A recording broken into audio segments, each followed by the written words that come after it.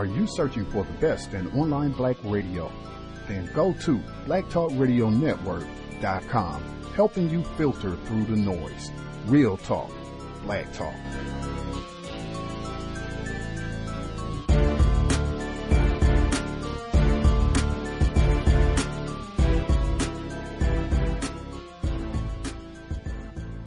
Welcome back, my co-host Jenny Hutt. We are joined by Frank Taffy, is George Zimmerman's friend and an unapologetic supporter. His controversial comments on our show last week got a tremendous reaction, so I want to play a little bit of that for you. Take a look. We had 7 burglaries in 11 months, and all of them were perpetrated by young black males. If our homes have been burglarized by Asian, rainbow, handicapped people, if you plant corn, you get corn. Are you saying that all black males are going to rob you? I'm not lumping all black males. All the black males that go to your neighborhood might be ones who are going to rob you. Don't take my words out of context. Samantha. What other context is there? Okay. I didn't say all. Jen Steele was very good for the defense. She created so much doubt in that jury's mind. She was precious. Those are the words I can use. She was just precious to the defense. Are you familiar with the character Precious? I mean, do you know who that is? See the movie?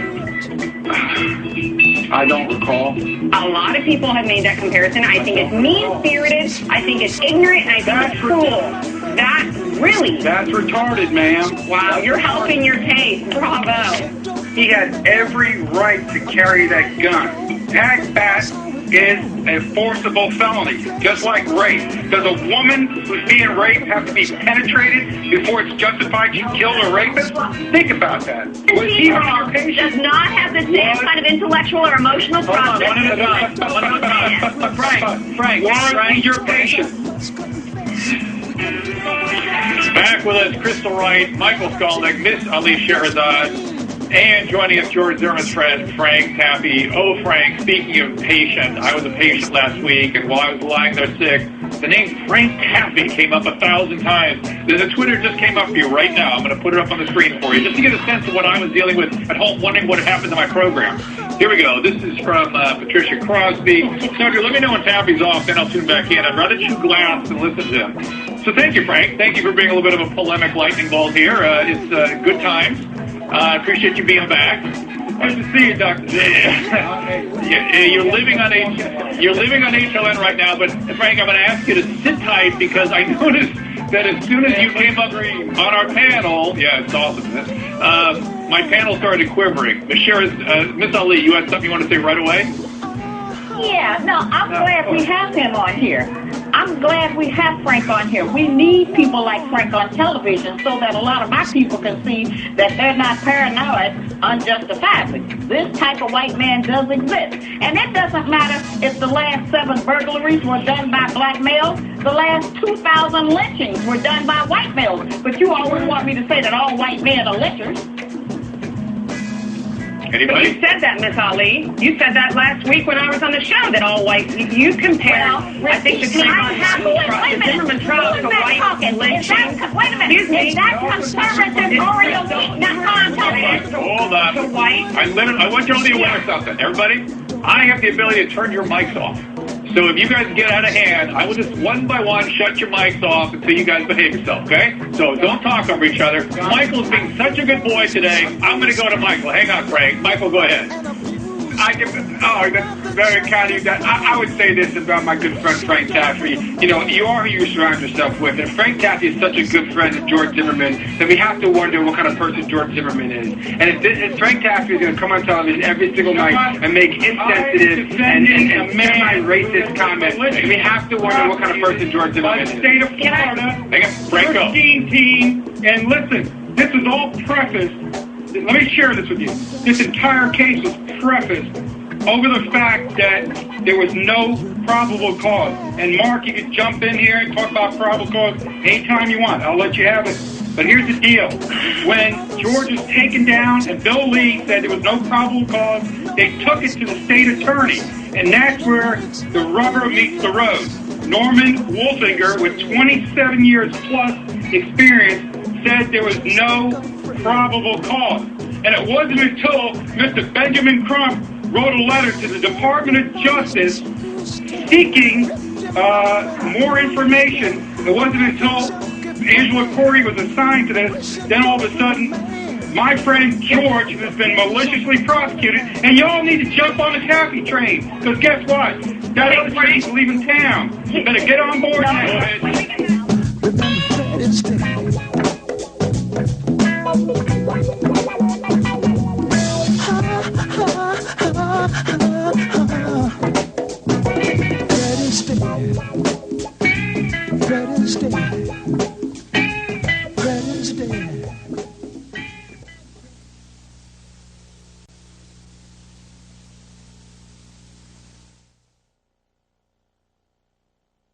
Context of White Supremacy. Justice Gus T Renegade in for another broadcast, hopefully to share constructive information on the system of white supremacy. Today's date, Wednesday, July 31st, 2013. So I have been told. We'll be back for the book club this Friday. We just got started, so if you missed the first segment, no big deal. Not that far behind. All you have to do is hit the archive for the broadcast last week. Isabel Wilkerson, black female, author of The Warmth of Other Suns, all about the so-called Great Migration, roughly from the 1920s through the 1970s. Lots of great information in the book, all about racism, white supremacy. This Friday, 8 p.m. Eastern, 5 p.m. Pacific. This is only session number 2. So again, you are not that far behind if you didn't hear the first one. Our guest for today's broadcast, this is her second visit with us this year. She has been almost a daily fixture on Dr. Drew's program, the HLN network. This past summer, they've been having a lot of different panel discussions on racism and specifically about George Zimmerman's acquittal in the murder of Trayvon Martin. It has been quite interesting. I know a lot of our listeners have been tuning in, not just to Dr. Ali's segments on Dr. Drew's program, but to the trial in general, and thought it would be grand to have her back on the program to discuss some of what she's heard and the exchanges that she has had on the program over the past few weeks. Again, she was just with us not too long ago. She is one of the featured speakers in Tariq Nasheed's documentary film Hidden Colors. She's authored several books. Real pleasure to have her back with us this evening. Our guest, Dr. Shahrazad Ali. Dr. Ali, are you with us? I am, but we seem to have, our connection is not the greatest. I'm getting a slight echo on your end, like you're on a speakerphone or something. I am not on speakerphone. I will double check. Hello? Yes, ma'am, I can hear you. Can you hear me? I'm sorry. I can't. Now you're breaking up completely. Are you on a cell phone or a speakerphone, or or is it my phone? I don't know. I'm on a regular phone, a landline. Okay. I can hear you clearly. Okay, I can hear you better now. Okay. I was going to say if the connection is not good, I can hang up and dial back to see if that'll clear it out. But can you hear me okay now? Yes, sir, I can. Okay. Outstanding. Thank you again for sharing some of your time. I know you have been super busy this summer on television and doing lots of work. Just for our listeners, this might be their first time hearing from you.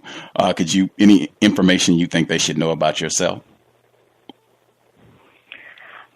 Yes, I'm Sister Shahrazad Ali, and I have been working to free our people from mental and physical ignorance since about 1984.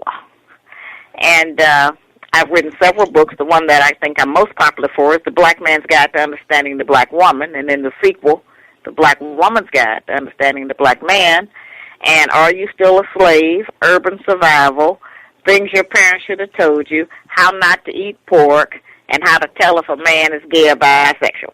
So those are my main topics. And this summer, as you said, I've become more of a social commentator in discussing this the Trayvon Martin trial and everything, which is now over. But that's what I was doing on Dr. Drew's show. We were working that every night, and I only went on there so I could tell white people some things that we had not been able to tell them on other mediums and in other situations. And I wanted black people to hear me telling them certain things and just see their reactions. Wow. We will get more into the details about what you wanted white people to hear specifically, and if you've had an opportunity to get feedback from some of the black or many of the black people who saw you. Before I got to that, there's one quick question. Like, you've been doing this for a long time, working against racism and trying to do things to help black people be healthier and have better quality life. We've been having a lot of dialogues about legalization of cannabis.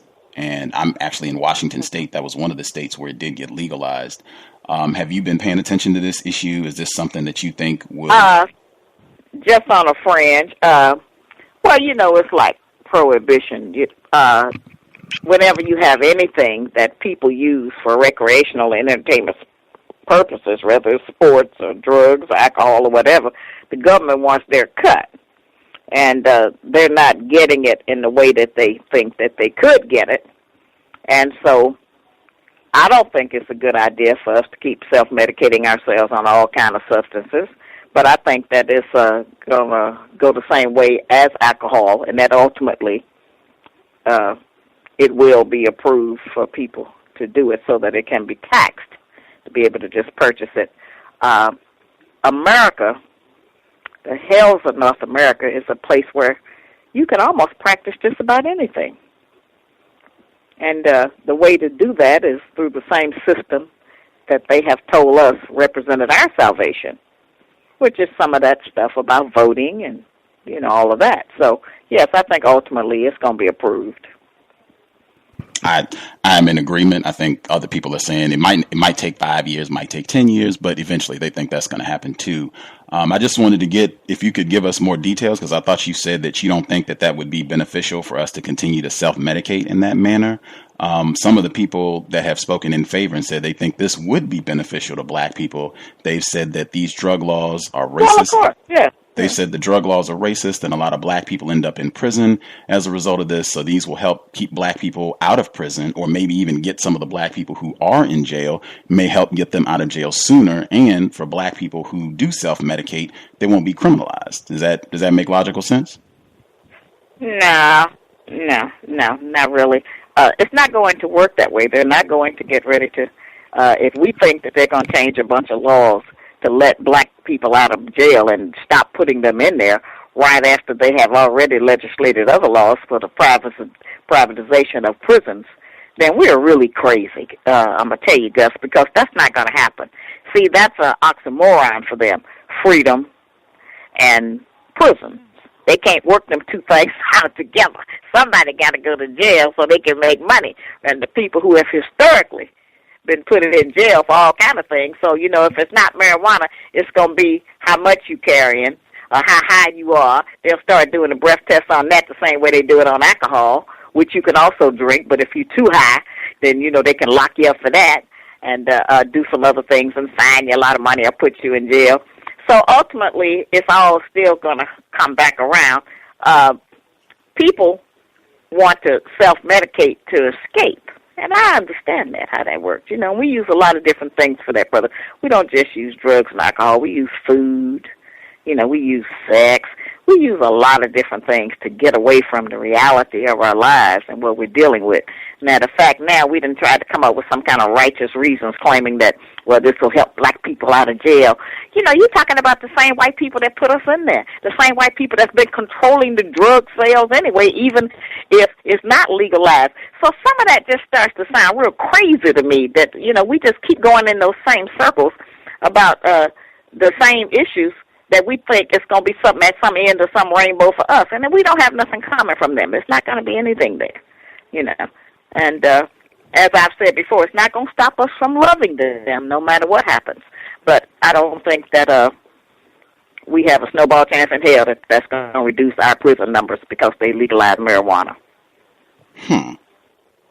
You just like I said, I'm in Washington State where it did get legalized, and exactly what you said, both of the states where this is now legal, and that's Colorado, Washington State, they made it, now they have driving under the influence, And they I told you it's going to be something else, right? That's going to be the rider. It looks like that is going to be a mandatory component if they legalize in any state. And this is one, let me tell you how slick that they were in Washington State. Now, they said before people got to vote, they said it's going to be a driving component just like DUI. So if you get stopped and you're over a certain limit, that's going to be ticketed. You can lose your license the same way with alcohol. But they didn't explain what the guideline was going to be. Like, you just voted on it, and then after it passed, they said, well, we'll come up with that later. We'll give you the details to that down the line. And even some white people were saying, well, wait a minute. Like, what is the threshold going to be? Like, if I do a joint on Monday and I get in my car on Thursday and drive, am I going to test over the limit? And it's law now. Maybe. It's law now, and I think they set it at 0.05 nanometers. That's what the limit is. And there were a lot of people who have still had concerns about that, like how that will play out, and especially given black people's struggles while driving while black, really while white people practice racism. They were just saying this could work out really bad for people if you or even if you're around someone and they're smoking and you inhale or what have you, and then you get in your car and drive, like this could end up being really bad. And one of the components is it's a blood test. If you refuse to take the blood test, that is now a penalty. If they arrest you and there's suspicion. Yeah, you're going to jail. That's right. You're going to jail for that, And as I said, they promise you only to deceive, brother. It ain't going to come out nothing for us, no matter what. It's not going to come out for us. Wow. Fab. But you just being accurate, you did say this is an issue that you haven't been paying a lot of attention to, just for listeners so they can say, well. Brother, I've been paying attention to marijuana for the past 50 years. I just haven't been dealing with whatever the white people talk about now. So don't tell me I ain't been paying no attention to it. Just because I haven't been keeping up with what they saying now, I know about this, and I know about us. That's who I know about. I know about us, and I know why we want that law to change, and I know why a lot of other people do and other nationalities do too. So, I'm not unaware of the situation. And who want it all to be okay? Yes, ma'am. Yes, ma'am. Yes, ma'am. Yes, ma'am. Okay, all right. Moving forward, before I get to what went down on Dr. Drew, you talked about having a son. We talked about that when you were on the program last time. What did you tell your son about the Trayvon Martin situation? Oh, I just used that as another example to certainly validate what I had already been teaching him about the government system in this country, and also how this case was also a test of all of that talk we've been having all of this time about we are the people of color. Well, that's a person of color. Well, as it turned out, Zimmerman's father was white, but his mother was my color, and his uncle was a little deeper than that, and his grandfather looked like Kunta Kinte. So I think that whoever set us off on that tip early in the game, that this was a white man that had killed that poor young brother, that's what got it all revved up. And once we got started, it was the snowball effect. We couldn't pull it back. And so then now we got to go and completely see it through, whatever we got to do, and it did reveal some things that, are important to our survival, like that stand your ground law, which is a law in almost all the states, including D.C., and we have never used that against anybody. It's always just been used against us, and we're still not going to use it against nobody, But we're not going to change that law, and I explained that to him, and that's a law, one of the tenets of the NRA. That's the National Rifle Association. And so that's not going to happen in any of our lifetime. They're not going to rescind that in those 45 states. That ain't going to happen, But it's something to do, and we do feel that that's one of the options we have, that we have to try to do something. But I just told my son that, and as I said, I already told him, who wants to kill him, and how he has to be careful, and trained him about how to function in certain situations. He's only 13, so he's not in the streets alone, but ultimately he will be. He'll be a grown man, inshallah. And so during that time, I want him to be able to survive the enemy and know how to function among them. Did your son, did he understand? Like, did he pay attention at all to that? Oh, absolutely. Okay. He's been taught this since birth. He understands everything I tell him. Wow. He could come on and do this interview, And he's 13, all right? But I have taught him the truth. I didn't withhold the truth from him. A lot of black people don't like to tell their children who the enemy is because they're afraid that'll make them prejudiced, that they will not be fair to people, that they will not be able to make it in the world. Well, if you don't teach your black child, especially your black male child today, who the enemy is, he ain't going to make it in the world anyway. So we need to make that plain to them, that people are afraid of them, and that people are apprehensive of them, and that people are jealous of them. It's a whole lot of factors that's in this that they have to know so that they'll know how, to conduct themselves. Absolutely, I agree. We talked about that before. Make sure you tell your children.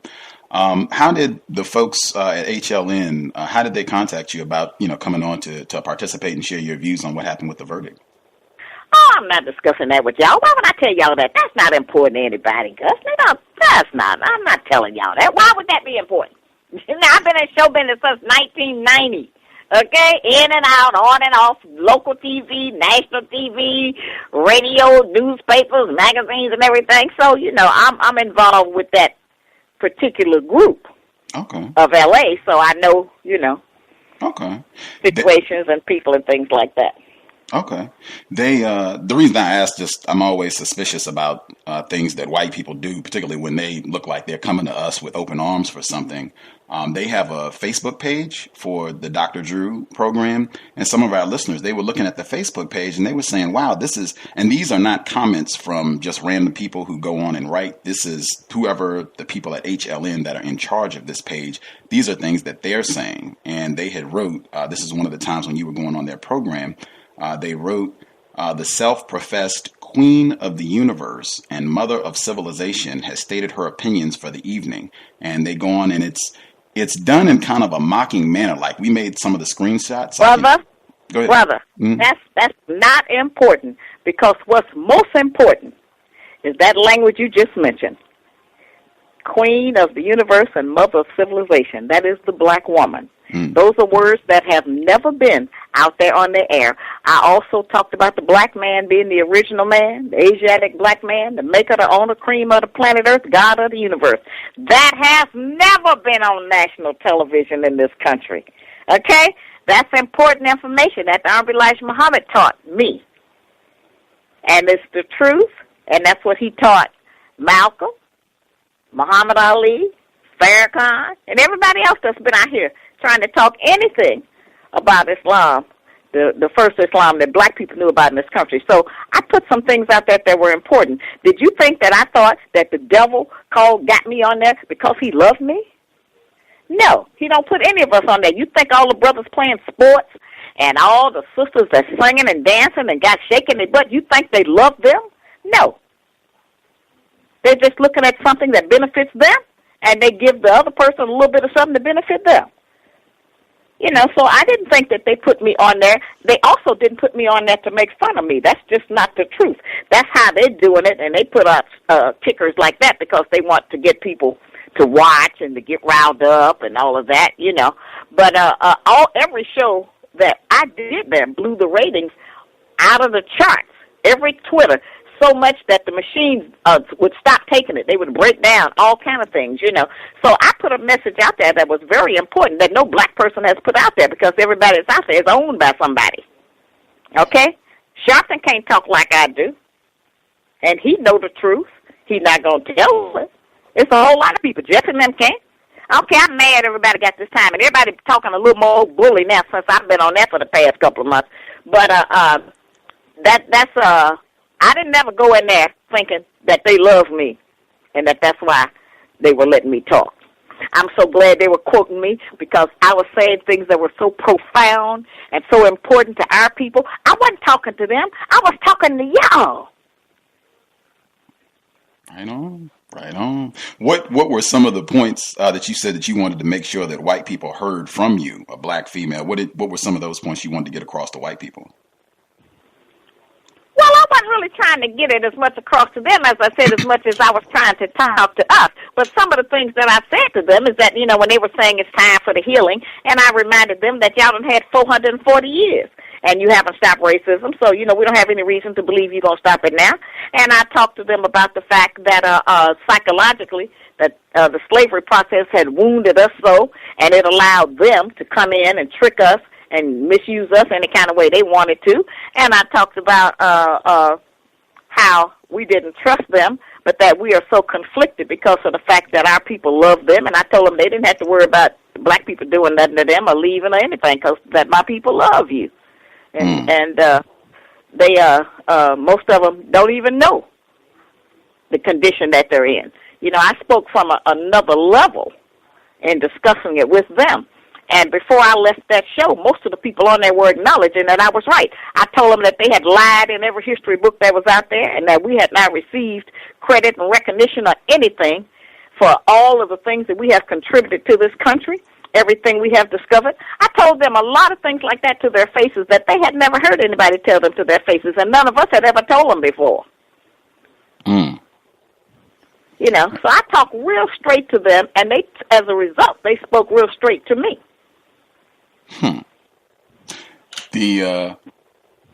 Crystal Wright, Larry Elder, there were quite a few black people that they also brought on the panel, and it seemed like the pattern that I observed, they would bring on black people that would make sure that they would argue, disagree, say, oh, I don't agree with anything that Dr. or Miss, they were saying Miss Ali, that Miss Ali had to say. And that seems like a standard pattern where they'll just... well, it is. Absolutely. But I used it to my benefit. I got Elder. I told him I can always tell how a black man talk, whether or not he got a white girlfriend. I crack right on him, you know. I crack right on him, right on the show, you know. And I told Crystal that she probably had an easier time than me because she was a little lighter than me. And then I explained to them about the house Negro and the field Negro.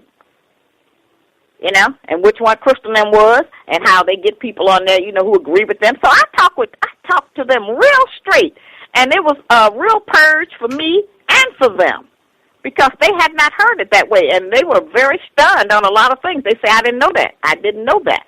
Yeah, well, you know, and I let them know that the people that's sitting there working under them, grinning and stuff all the time, they hate their guts, really. You know, but this is how you force us to act, we can't survive. So I thought that was really important dialogue, because a lot of black people have had a lot of those feelings, and they just have had to swallow them for generations and couldn't get them out, you know. And I was able to, because of the knowledge that I have and my teaching training, I was able to go on there and just talk with them about whatever I wanted to. And I'm on a show where there's nothing on there but PhDs, doctors, psychologists, lawyers, judges. This is the top of the line that they have to offer, and I'm right there in the middle of it. That's a great opportunity to teach, to show my people some things, and to get some information out there. That show goes up not just all over the country. That's part of CNN. It goes around the world. See? So when I tell them every history book y'all got is a lie, y'all tell more lies than anybody on the planet. Ain't nobody never just told them that directly. Certainly not on no television show. You know, so that's been, you know, you won't see that on Sunday morning. Okay. And, you know, they have all the pundits on there. Yes, and ma'am. They have Michael Eric Dyson and that other little girl and a whole bunch of people on there. But all of them are talking nice, and all of them are making sure that at the end of their comments they say, well, this is not about racism. They always make sure, no matter how much they woof, at the end of it they say, no, I don't think color had anything to do with it. I watched them throughout that whole. Trayvon ain't do that. Even his parents, all of them did that. You know, and some of them tried to get a little bit more gruff later on, but it was too late then, you know. Again, Dr. So I just want to make that plain to you. I didn't get played on television, okay? I did exactly what I wanted to do, and I could go back on that tomorrow, tonight, the next day, anytime I get ready. So I've been blessed with an opportunity to have an inroad where I can go and get some information out that's important, even a topic of my choice. And so that's a blessing. I'm not looking at that as something, because I'm free. I'm not under any constraints about what I can talk about, what I can say, cannot say, and everything. That's a different kind of freedom. Now, that ain't no freedom they gave me. That's freedom I gave myself. Let me make that plain. Okay? And if they want me, this is what they get. Okay? And so that makes that a little different from the rest of a lot of my people. And it's important. It's important, especially today, because we have young people looking and children and everything. You know, we need to do that. Now, right now, we got those 2,000 young people down in Tallahassee on, what are they, the Dream Catchers? Oh, right. The Dream Defenders. The Dream Defenders. Okay? Well, I've had enough of that dream. I had enough of it 50 years ago, as I said. I've had enough of all of that dream and all that nonsense. So what we got? Another group of slaves we raising up? They can stay out there, as they say, till the cows come home. They can all stay out there till they get old. They're not going to get anybody to change any law in the governor's mansion. None of that. It's very inspirational. But you know what I'm embarrassed about, Gus? You know what hurts me the most? What's that? This is the bad example that our generation has set for these young people that makes them think that the way they can succeed is to go out there and keep marching and begging white folks and trying to shame them into changing something so that they will have a better life. That's nonsense. That has not worked. We have wasted decades on that foolishness of all of this march and cry and beg and plead and vote. And that voting thing, it's unfortunate, but that is the biggest trick that's ever been played on us. They're not going to be able to change that stand your ground law. Now, here is a plan. Let me give you the plan, Gus, on your show, and you all talk about this after I'm gone and next week and everything. Here's the plan. The plan is to find out who are the politicians who voted to pass the stand your ground law in each of your individual states. Okay. And then come against them with everything y'all got and put them out of office. Okay? That begging and pleading and marching, that's never got it. It ain't going to do it now. Okay? And everybody getting ready to make all the white people for miles around rich when they go to Washington, D.C. to have that commemoration of the March on Washington. Some more ways to give away money. You know, I talked to black people about during this Trayvon Martin debacle, spending all that money on Skittles. Who got rich on that? Spending all that money on iced tea. Who got rich on that? Buying all them hoodies from the Asians. I mean, it's just nonsense that we practice on some kind of emotional tip. We don't get nothing out of it. What, a feeling? You know? No, that's not so. We need to, as I keep saying, our men need to come together.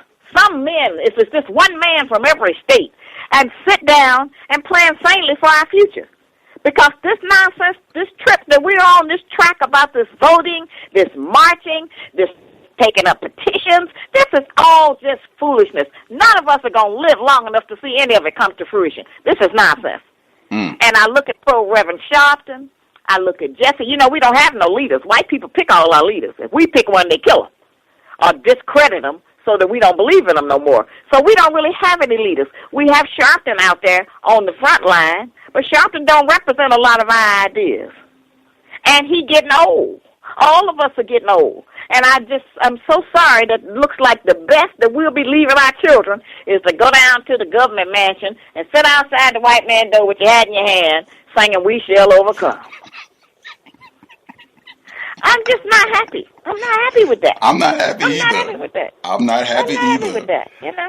And I know that sometimes when I talk, it may sound a little harsh, but I'm not trying to sound harsh. I'm just trying to deal in reality. And we need a good dose of reality. We need more reality than we have gotten through losing our jobs. We need more reality than we have gotten from losing our houses. We need more reality than keep burying our children. Apparently, we need some greater reality than that to shake us into what is really going on and the time and what must be done by us. You know, the ways to solve this problem is not going to the people that created the problem. That is the dumbest thing. And you can't get nobody black to understand that. Let me give you an idea.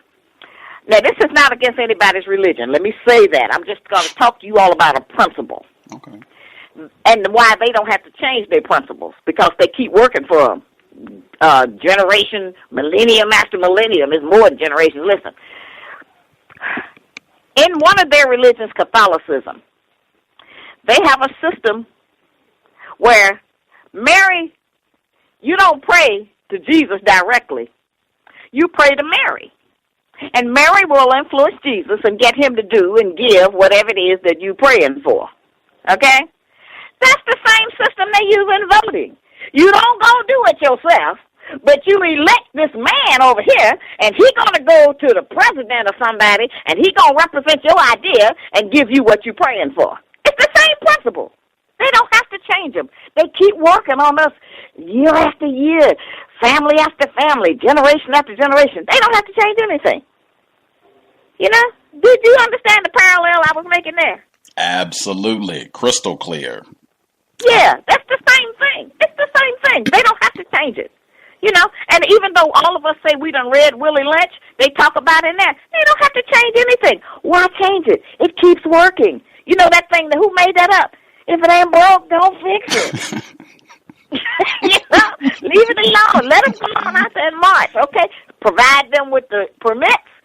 You know, give them police protection, whatever they want to do. You know, see, here's the thing. White people don't protest, march, and riot over nothing you say about them. Even if you kill one of them, they don't care nothing about none of that. But if you take their job, you take their house, or you interfere with their union, they go hit the streets. And they also don't let you tell them who to love. They go hit the streets on that. Okay? We out there on something. We keep thinking we can shame these people. We keep thinking they know it's right. They just ought to just do the right thing. They can't do the right thing. They wasn't made like that. You know? And so I get real frustrated about it, you know, when I'm listening to a lot of what we're doing. We're doing the same thing. And we done produce all them beautiful young people down there standing out there talking about they going to sleep out there around the clock and bring them some food and everything. Oh, I just want to go down there and say, y'all babies, please come in and listen to me. Listen, Sister Sherry, I got a different message for you. What would you tell them? If they were listening to you right now, what would you tell them they should do with that energy? Like I said, other than telling them about how if you want to do anything about this stand your ground, how you got to go after the politicians who voted for it and approved it. That's who you got to deal with. You're not going to be able to just go in there. They would be old people. But I wouldn't announce that on the air, what I would tell them. That's another problem we have.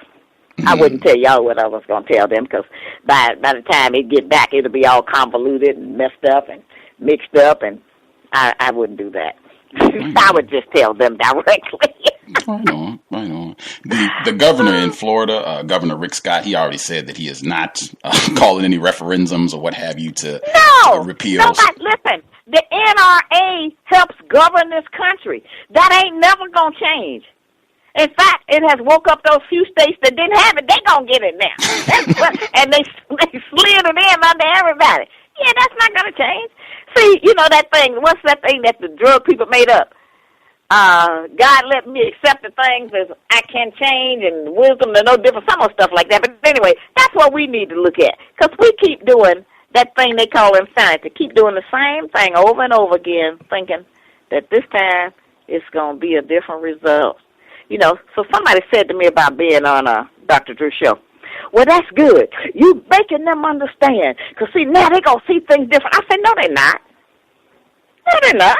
That's not what I'm on there for. I said, I'm trying to get you to see things different.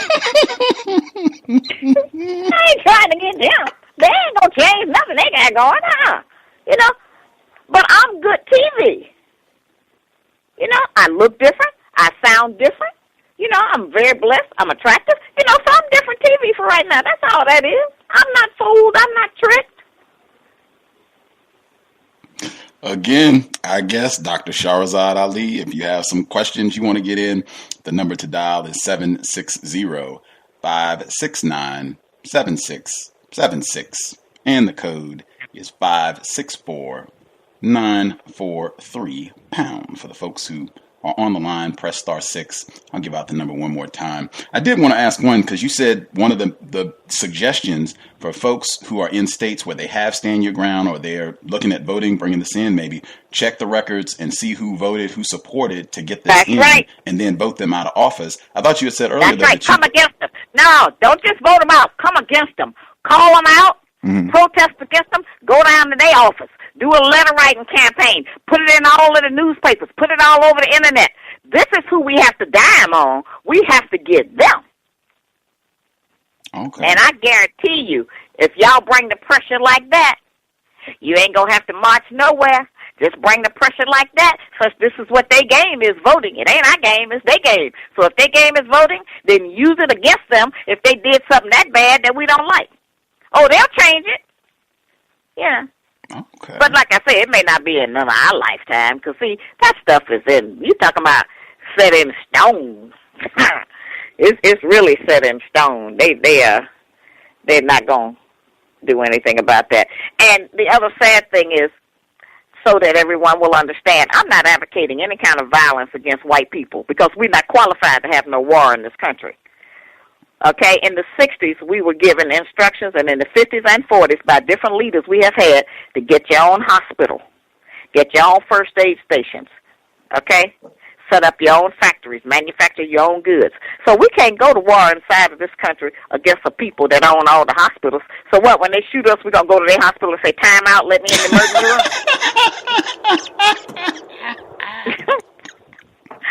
Yeah. You know, and I know a lot of things that I be saying, they end up being funny because some of it is so crazy. It just is. So I'm saying, we're not qualified to have no war against them. That would be silly. I would never tell us to go out there and commit that kind of suicide. That's what they want. You know? So, no, we have to start thinking with our brain and not so much emotionalism, you know, and we just need to move to another level of thinking. You know, now, right now, as an example, we have an educational crisis.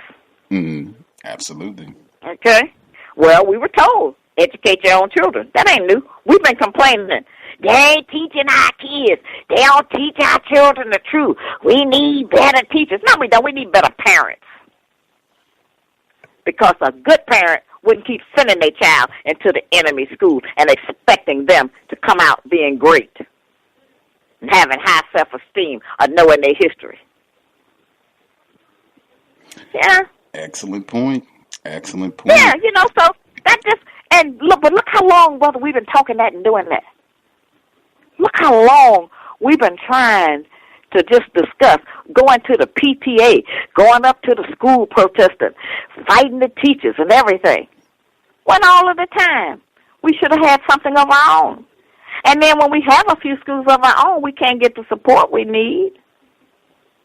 Yeah. Every organization we got is a begging organization. Every organization, that's the Urban League, the NAACP, it don't matter what organization we have, all of them are a bunch of beggars. All of them are made and in existence contingent upon donations from big white corporations or big white foundations. And if the white people pull their money out from every organization, big organization we got, that organization would go out of business and go under. Some of them have. The same with our colleges and universities. And that's next. The public school systems is just first. And we talking every day, all day, round the clock about this is happening and not doing anything. Now, I'm in a town where they have closed a lot of the health centers, the clinics where black people go in black communities, okay? They have closed all those centers down.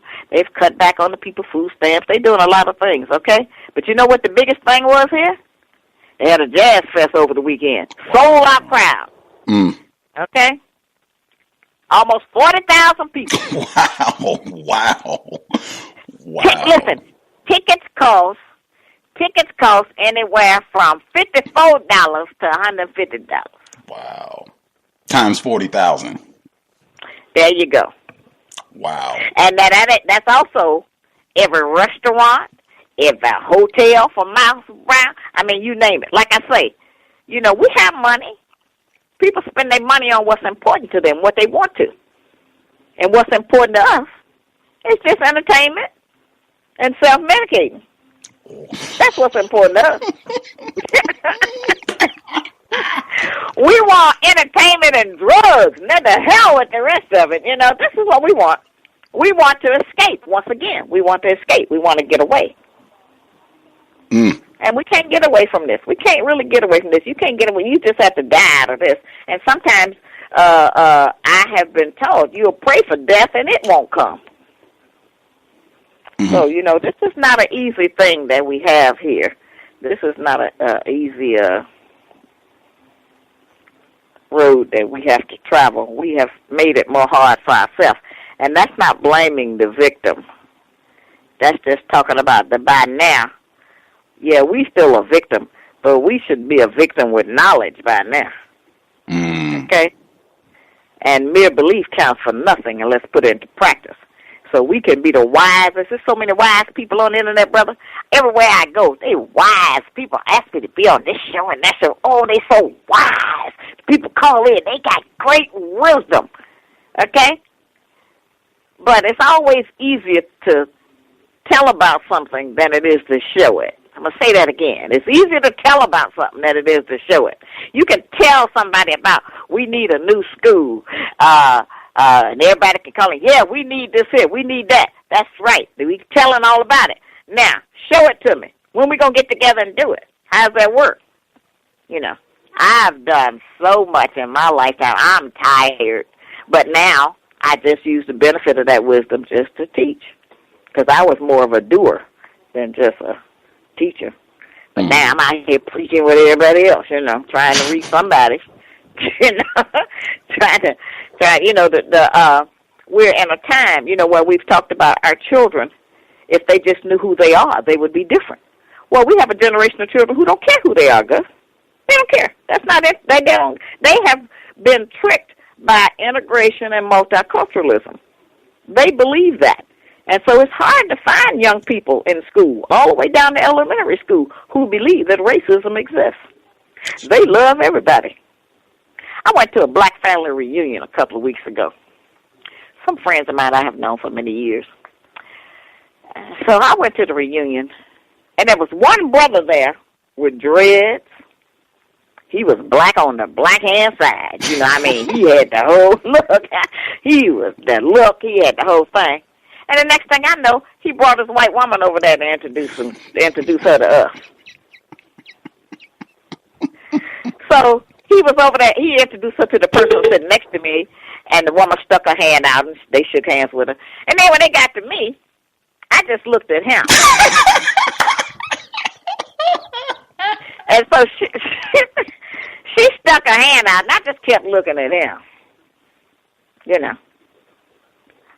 Black people are still impressed with that. Everybody there was made sure that they met her and shook her hand, welcomed her in, brought her food. It was, I just had never seen anything like it. And I sat there and I realized nothing has changed.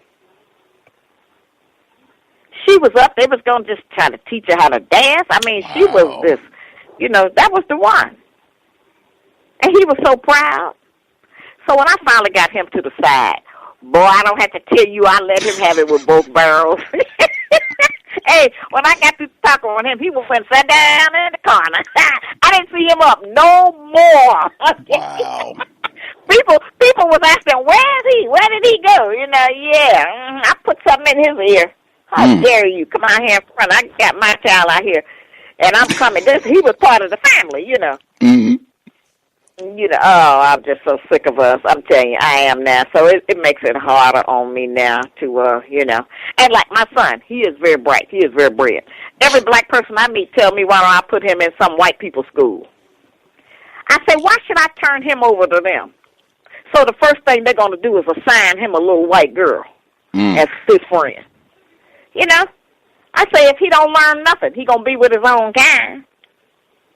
But all of them, he'll have better opportunities. A better opportunity to do what? Go ask them for a job? That ain't what I'm raising him for. Because that's the only opportunity that they hang out there for us. They're not saying he'll have a better opportunity to go in business for himself, or he'll have a better opportunity to travel, or to do something. No, he'll have a better opportunity to get a good job with white people. I'm telling you, and we got all the children coming out of school. We don't have anything for them to do. There's no work for them. Their parents don't have no work. This thing is just getting worse and worse. It's just getting worse and worse. It is. I totally agree. And we go, and when it all as it gets worse, we just talking about it all the way. into the river. You know how the people walk down into the river and drown themselves. We talking about it. No justice, no peace. Right into the river, you know. It really is. It really is. I tell you, brother, I just, how come we don't have no callers? We do. Okay, let's talk to the callers. Let's talk to the callers. Person that dialed in, last 4 digits. Well, let me give out the number real quick. Again, it's 760-569-7676, and the code is 564-943#. Press *6 if you'd like to participate. Just press *6. I'll get your hand. Person that called in, last 4 digits, 8681. 8681. Did you have a question for Dr. Ali? No question, just a comment. I just so much enjoyed her on this show and on the HLN. And also, brother, I wanted to comment on something that you mentioned about the Facebook page for HLN and then the little mockery that they made, that you said that they made. I didn't see it. But white folks, we never is, concerned about what they what they think about what we do. It's a smoke screen for them to look at, for our people to look on there and say, oh, they making fun of her. It must not be good, or it must not be right. That's right. So we don't. That's a smoke screen. We don't care what they think about nothing we do. We love this sister. We hope she continue doing exactly what she's doing. She 100% right in the way she's doing it, because only she can do this. I'm telling you, I can't imagine nobody else that could do this. So just a comment, no question. She didn't answer all the questions. Have a good evening. Thank you for dialing in. Person that dialed in, last 4 digits, 7991, 7991. Did you have a question for Dr. Ali? I didn't have a question. I just wanted to say that I very much appreciate you being on CNN, and I think you're a wonderful speaker. Thank you. Thank you, sister. Thank you so much. Person that dialed in, last 4 digits, 8423, 8423. Did you have a question for Dr. Ali? Hi, good evening, Gus. Dr. Ali, I'm enjoying listening to you. Dr. Ali, I know this is not your field of expertise, but I want to get your input and opinion. Right now, the economy is getting worse and worse. It's worse for white people, so it's 5 times worse for our people. With all the young people unemployed, underemployed, which eventually pushes a lot of them into the drug industry, the sex industry for women. Going back to the 1950s in America, where we before integration, we had our own hotels, our own farms, and everything. What industries right now do you think that say someone unemployed, underemployed, should think about getting into to do something for themselves? And what industries other than real estate and farming could someone become a millionaire? I have to look at, I guess it would depend on where you live, but the one industry, well, actually there's 2 or 3 things that are booming now and going to continue to be. I think that we should give the fast food industry some competition. Our people are sick from eating all of the filth that they serve in the fast food restaurants, all of the sodium, all of the fat, the grease, the pork, even the beef. I mean, there's a lot of things that are really bad for us that we're eating every day. Grocery stores, as an example, here in this city and other cities, too, I've heard, are closing because they don't have people shopping in the grocery store anymore, because now you can go get a whole meal for $2.99. But it's a meal of garbage that's killing you and setting you up for high blood pressure, diabetes, high cholesterol, and heart disease. So I think that we should start, because, see, the one thing that people are going to do is eat. Okay? That's why the fast food restaurants and the Asians are out there every day, all day, and they make it real cheap, so it seems simpler to buy your child some food here after work instead of going home and cook. Well, I think that we could have restaurants where you could pick up some nutritious food at a sensible cost and be able to take it home and feed our children. That's one thing. The other thing is that I think that we are taking care of the elderly. As I said, the baby boomers, of which I am one, all of us are getting older. We're going to need places to stay. That is a big business, okay, of taking care of them. Of course, you have to have a good heart so you won't be mistreating people, but that's a big business in that, dealing with the nurse aides and helping the senior citizens. And the other thing, of course, is the daycare centers. Somebody's got to take care of all these poor little children because if they stay at home, their parents are going to kill them. So, we need to have daycare centers and places where the child can have a respite, and be able to go somewhere every day at least other than the school system, because most of our children are getting killed before they get to school, quiet as it's kept, So we need to have that. That's another good business we could go into. And if they legalize the marijuana, most of our people, not most, I didn't mean most, but a lot of our people use those drugs and the other people selling them. So this ain't forcing nobody into the drug business. There's a lot of people that don't have a job, but they don't sell drugs. See, that life is an idea, and it's all addictive, not just the person that's using the drugs, but the person that's selling the drugs. It's a giving in to all your low desires, every kind of filth imaginable. And so that's an idea that a lot of our people have, where we have copied off of our mentors.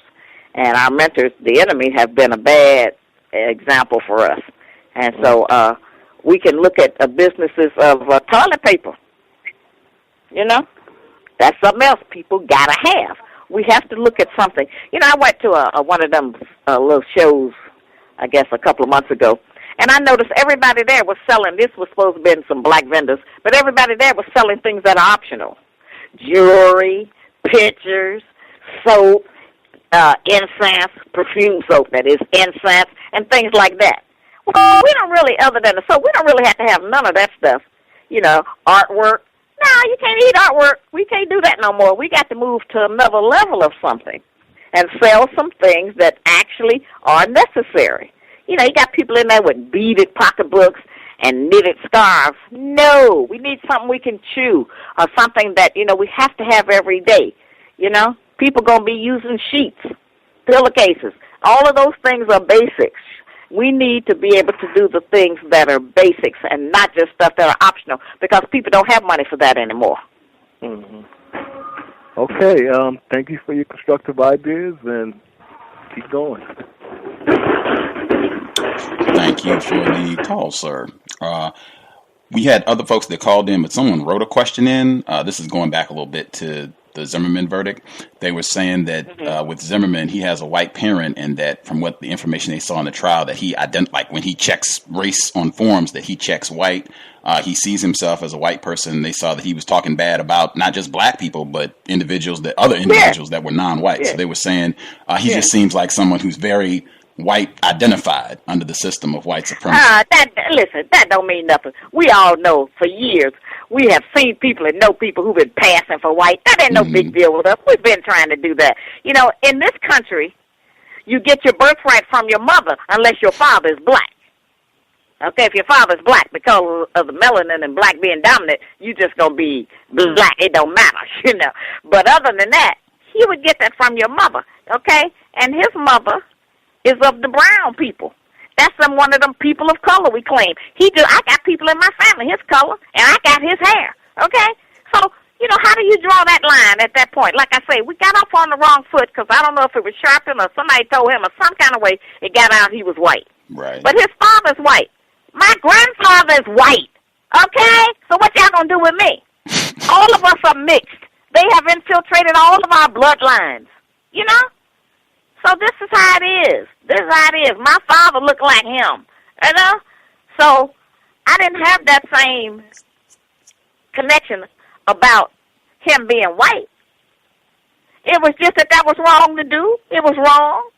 But because his father was a judge, and you remember, that's what I explained on that show on the plantation, if you were light-skinned and you had hair eyes or anything similar to the master, you got better treatment.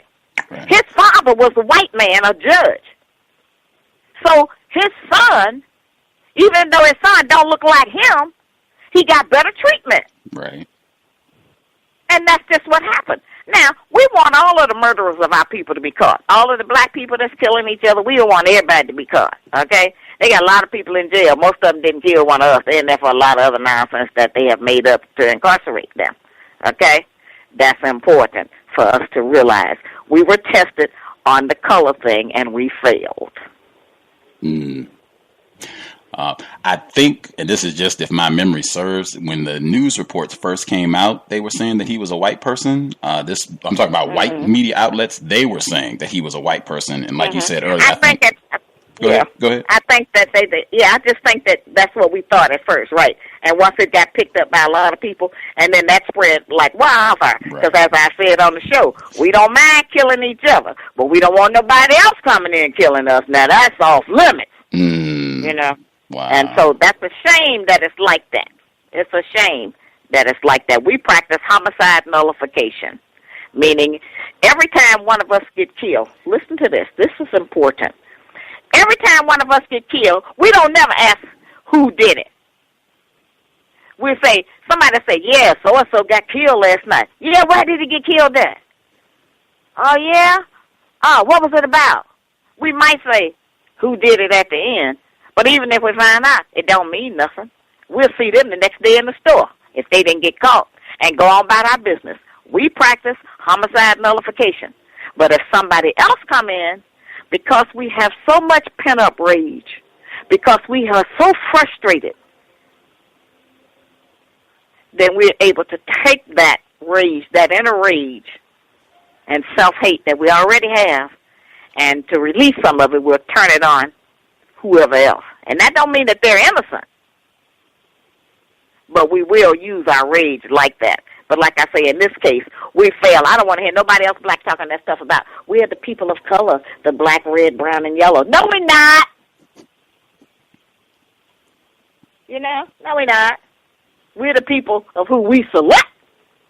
You know? And like I said, if we start eliminating each other because we got a white father, a white grandfather, a white great-grandfather, that's just about all of us. Yep. That isn't it? That's just about all of us. So, you know, either the history is true, we've been contaminated with the seed of the enemy. But we've been so strong, you know, and I noticed that too. That's what I was saying also on the show about every other white girl I see got a little black baby. You know, that was a time. If a white woman had a baby by a brother, a lot of times that baby looked so mixed. It was what we call had good hair. It might have green eyes.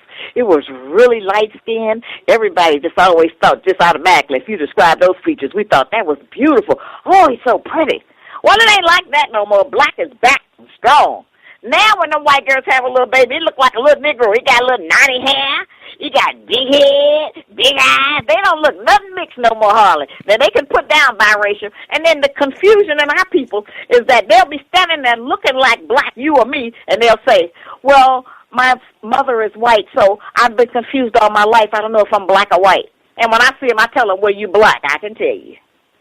I'll tell you what color you are. I'll tell you exactly who you are, okay? So you'll know from now on, you know. But that's the kind of foolishness we got going out there, you know, among our people. This is the kind of nonsense. Like Crystal on that show I'm on. Doesn't she have a white parent? Crystal thinks she's white. Does she have a white parent? No, but she thinks she's white. I don't know, but she thinks she's white. She thinks she has equality with them. She thinks that they accept her. Crystal believes that. That's why she talks like she talks. You know, and that's why, I just annoy her. Oh, she is so embarrassed by me. She just can't get over it. Oh, she is just never in her life has she met anybody like me, you know. But I need to, and I don't be real rough on her because I understand her condition too. And I'm not going to be real rough on her in front of the white people. See, I'm not going to do that. Yeah, I'm not going to do that. Because even though she don't know she's my sister, I know she is. See? So I just recognize, like I said, she's an example of the condition that I discussed. And the only person on there that understands exactly what I'm saying is Dr. Drew. He hear me real clear. He said you were spewing hatred at one point. He said he was so hurt when you said that some white people want to kill black people, like you were saying that you tell your son this, and he said he went home the whole weekend and he was hurt by it, that you would say such a thing. And what did I tell him? When he asked me, did it bother me? What did I tell him? I told him it didn't bother me. I didn't think about it all weekend. You did. Well, see, that's new. Y'all haven't seen nothing like that. That's new, And he's had to bite it back a lot. He's had to look at it and really consider it and deal with it because they really think that most of us are okay with everything. And listen, I said something one evening about race or something, and a white woman on there said that she was offended that I would mention race. Listen, not with what I said, but just I would mention race because they have made it's no longer politically correct. You can't mention race. Right. That's what they've taken that off the table as a subject, if you want to talk to them. Well, I didn't put it back on the table. Okay? We're going to discuss it every night. Okay?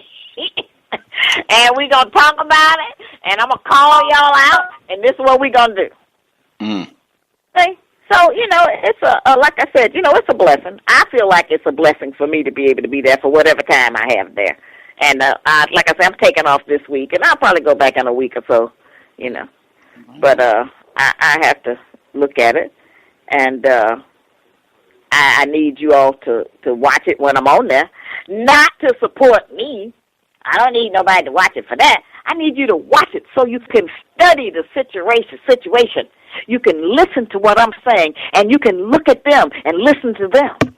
It's really educational. Absolutely. I know a lot of listeners, they were tuned in. They were glued and taking notes. You would have been proud. That's right. Person that dialed in from a block number, if you had a question for Dr. Ali, your line should be open. Call up from a block number. Greetings. Can I be heard? Yes, sir. 909. Greetings, Miss Ali. Is that cool for me to say Miss Ali? Yes, sir. Okay. I didn't know if you want to be called. Well, see, I say that because I'm not going to let them call me sister, so I just say Miss Ali.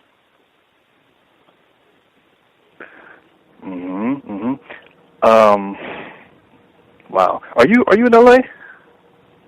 No, sir. I mean, do you live at... Okay, I'm sorry. Yeah, I've been a supporter of your work for a long time. Like, I used to put up with I would just bomb different sites with some of your lectures and things like that.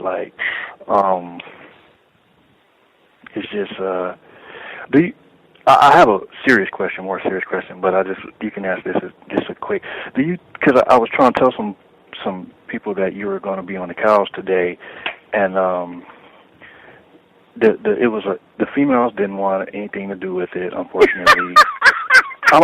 This is the thing. Listening to you is kind of strange hearing my perspective or coming from a woman voice. Yes, sir. That's right. It's just it's dope, but at the same time, but anyway, would you consider your message on a more feminine or masculine or anything like that, or maybe this was because why don't the females want to hear what you got to say? Is it just I don't understand that. I'm speaking as the mother of civilization, and so I can incorporate all the topics. And I know about all the feelings and all the emotions. And most of us, whenever we hear anything that's true, we fight against it. We deny it.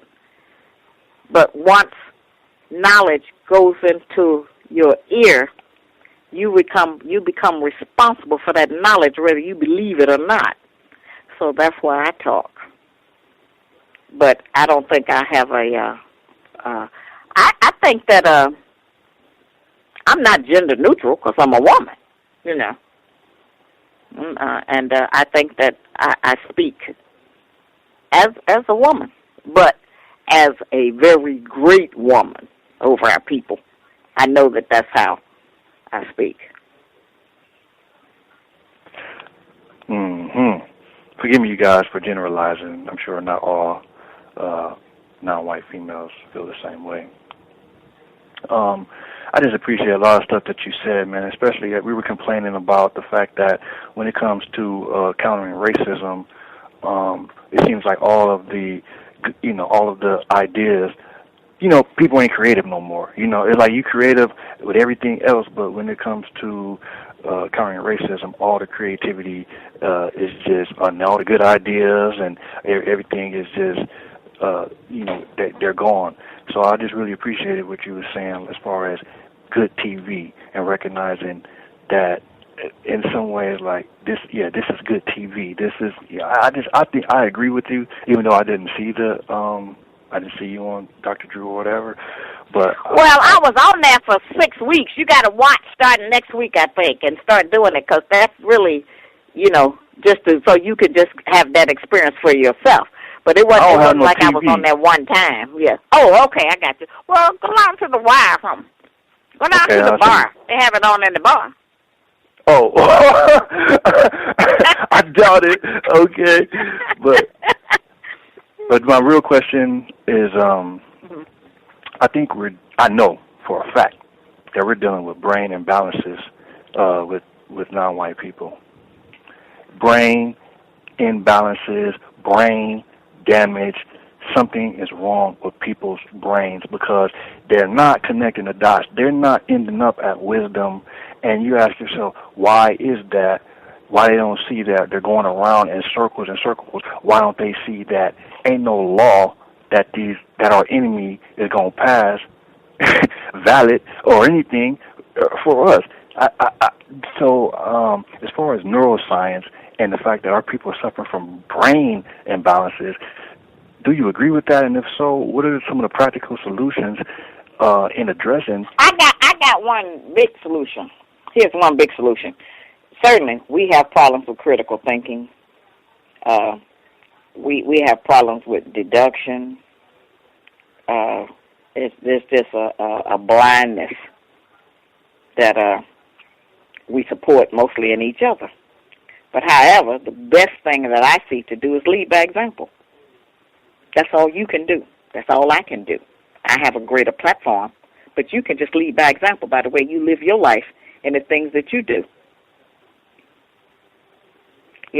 A very wise man said that if you want somebody to do something, first do it yourself. And so you can lead by example. That is the best teacher. That's the best teacher. That's what I'm doing on the radio, like I said, on television. Since I've been on there, a lot of black people now on different shows, they're a little bit more bully now. They're a little bit more tough because they see I did it and I didn't blow up into a puff of smoke or something, So now, they tough. A lot of them, they real tough out there, and I love that, I called them all out. I called Obama out. All of them had to come out and testify. Oh, yeah, this is the truth what I'm talking, especially about how black men are treated in this society and what it's been like to live under a racist system, how it affects us. And they all start coming out testifying. And that's what we need. We need people to lead by example and to acknowledge that this is not our imagination. This is real, and it impacts upon our life every day. Okay? I hope I answered your question, brother. Yes, answered it very well. Thank you very much. Yes, and I hope you come on again and again, many times as you want. Thank you, brother. I think this is Pumpkin. Pumpkin, if you have some questions for Dr. Ali, your line should be open. Greetings, Dr. Ali. Good evening. Hi, I'm the one that made Gus aware of the pictures on Dr. Drew's Facebook page. None of them, they didn't discredit you to me because I've been listening to you and following you since the 90s, and I remember you to be on Phil Donahue, but what bothered me, it seemed like the way they were posting pictures, like they were making a mockery of you to me. Like I felt disrespected by it because they would just take pictures of you where, you were frowning or grimacing, Yes, like, yes, they did. Yes, they did. And I noticed that. Only type of picture. Yeah, and then they would put self-proclaimed queen of the universe and mother of civilization, and then the white people would go nuts and talk about you need to be sent back to Africa and you're the biggest racist ever. Just all this, tackiness. So that's what I was offended by, and I was like, who's running this page, and why don't they ever post a normal picture of her, Okay, let me explain that. Sister, don't be offended by that. Once again, we keep expecting the people that practice evil to do something righteous. It's not going to happen. Okay? Right. But I've seen it on there. Sometimes they would have 2 or 3 pictures of me in 2 or 3 different outfits, and all of them I would be frowning. They would make sure they captured that, and they could use that. I don't care anything about that, sister. My message is so much bigger than those pictures, and I want you to look at it like that. Don't be offended. Because, as you all know, I'm the sharpest one on there. You can't get much cleaner than me on television, all right? So don't worry about that. I'm getting the message out, and all of you know, God has blessed me. I'm magnified on there, and everybody writes in to them about how beautiful I look. It's a whole new image on television. It is. So don't be offended by that. You definitely stand out, and there's 2 things that you said that I totally agree with, and I appreciate you saying. I was shouting back at the TV. When you said, white people, you guys did not love Dr. King until after he was dead. Then you liked him, and they acted so offended. I'm sorry. That was hilarious because it's the truth. Yeah, and I told them to tell them one of y'all killed them. No, I told them exactly what happened. Right, and but then see, at the end, we haven't had an opportunity to just go in on them like that. And also, when you said they've had 400 years and they still haven't changed yet. And you can't argue with it. No, you can't. That's the truth. That is the truth. And that went around the world. As I said, recognize the bigger work and the things that I'm bringing out about them lying in all the history books, not telling the truth about us and everything. That's going all over the world. It's not just us here reading and hearing that. That's going everywhere now. A lot of people didn't know some of that information. So I'm using that as a teaching platform. Well, Dr. Ali, do you work with any younger women, let's say 20s and 30s, so that when, you maybe have fun or you are maybe not doing this work or as much of it as you would like to do, so that there are others of us who can carry on in it? Because I don't know a lot of older females who are doing that. I work with my daughter-in-law. I work with my niece. I work with my 3 granddaughters, and I work when I have some extended daughters, spiritual daughters that I claim. So yes, ma'am, I'm putting it where I can. But the information, because I speak in such a plain language, if you just study and listen to what I'm saying, sister, it'll stimulate enough in you that you'll have a message to carry yourself. Right. Okay? Well, I definitely appreciate it, and thank you so much. Yes, ma'am, sister. Thank you. I love you.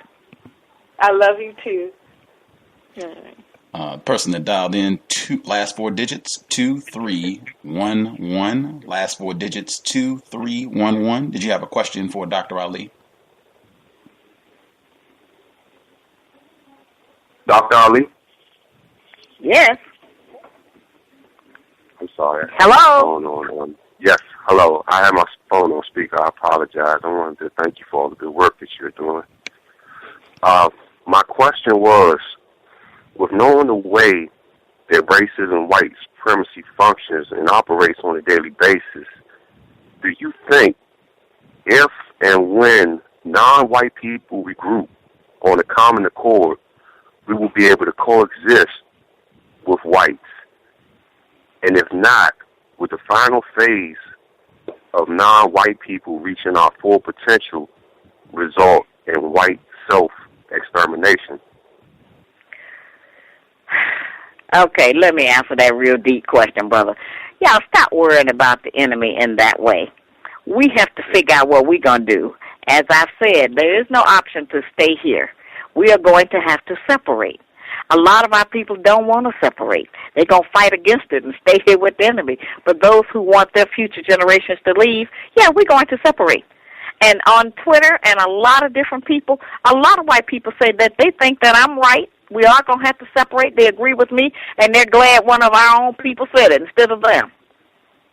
So that's the last option. We are not going to be able to stay here and straighten out anything that they have done against us. It's not going to work. And we don't have to leave in hostility. And the actual fact is, if we present the program to them properly, they'll finance us to leave, instead of trying to stay here and make them repent or waiting on them to die or to do something different. That's not going to happen. It's not going to happen.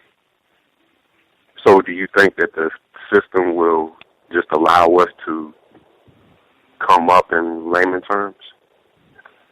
What do you mean, come up? Give y'all a job? What do you mean? No, I mean be self-sufficient on our own land and exist on our own without the help.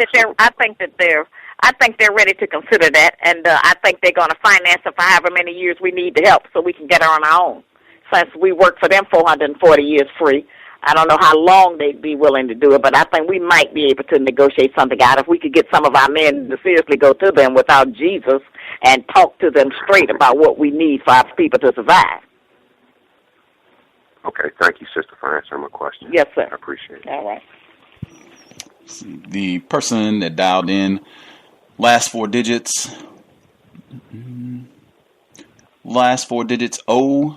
0289. 0289. Did you have a question for Dr. Ali? Hey, how you doing, Gus? Nice to talk to you. Dr. Shahrazad Ali, how you doing? I'm fine. Okay, good to hear from you. First, I want to say, yes, you're a breath of fresh air. Gus, your show is a breath of fresh air. I've been listening to the counts for a long time. And my thing is, one, is there anything that we can do or any place that we can go to get the enemy up off our backs? I mean, does any place like that exist? Well, as I said, y'all not going to be able to ask me that. As I said, some of our men, you all going to have to get together and sit down and really analyze that, check it out, investigate it. The earth is plenty big. It just seems like, everybody in America could live in Texas. That's how big the earth is, So we have room. There are places we could go, either in this country or maybe somewhere else. But I think that we need to have an option that if we just feel like we just can't stay up under this no longer, instead of staying here and being miserable generation after generation and being upset and going through these little silly, never again till the next time, So I just think that we do have an option and that we should exercise it. But you men are going to have to get together and plan sanely for our future.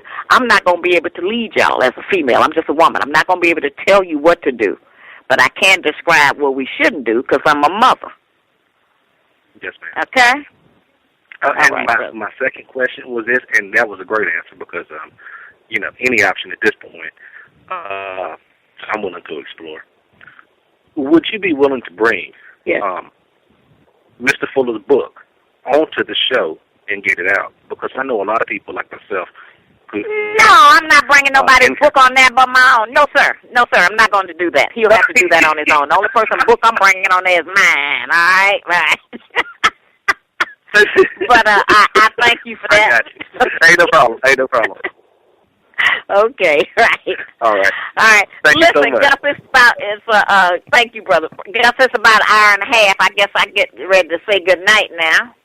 Right on. Can I get one more call in before you sign out? Yes, sir. Yes, sir. I'm nice. Go ahead. Give me one more call. Thank you kindly. Caller in Alabama. Did you have a question for Dr. Ali? Yeah. Speak up, please. Dr. Ali? Can I be heard? Yes, sir. Dr. Ali, it was a serious question I had to ask. Kind of probably not on the subject of what was going on, but it's kind of what's happening on it. What suggestions do you have for people who are, like you said, trying to, slow down on the black-on-black violence? But say if you had a relative killed, and then somebody, they get out, they killed your relative, you see what I'm saying? And you're trying to be more positive and things like that. what type of suggestions do you give family members of deceased people who were killed by non-white people, like kind of like as forgiveness, you know, not retaliation or nothing like that? I don't think that it would. Are you saying some black people kill some other black people and then they get out of jail? Is that what you're saying? Yes, ma'am. I would recommend separation, but I'm a woman, okay? I wouldn't live in an environment where that person was, because I know that would stay way heavy on my heart, and ultimately my emotions might force me to do something that would just destroy my family and cause them more pain. And so I would separate. But as I said, that's a female answer.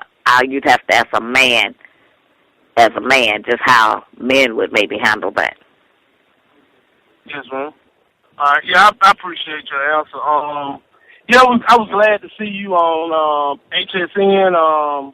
I wish more people like you would be able to have that outlet, you know, because the real voice, like you said, not that sugarcoat, hiding voice, the real voice of the everyday black person is not really allowed. That's right. And That's right. That's right. So yeah, I'm glad to see you. And I was telling my family members, I was like, that's Shahrazad Ali. You know what I'm saying? Some of them, they're a little bit older, but they probably they don't be into all that type of stuff, so they didn't realize who you was. I was like, yeah, she been doing that type of work for a long time. So again, I was glad to see you on HSN, and keep doing your thing, sis. Thank you, brother. Thank you. Okay, Gus. When are you going to be back on HLN? Probably next week. Probably starting Monday. I'm going to see. Maybe Monday. I got some things in some places I had to go this week. So maybe Monday. If not Monday, Tuesday or something like that.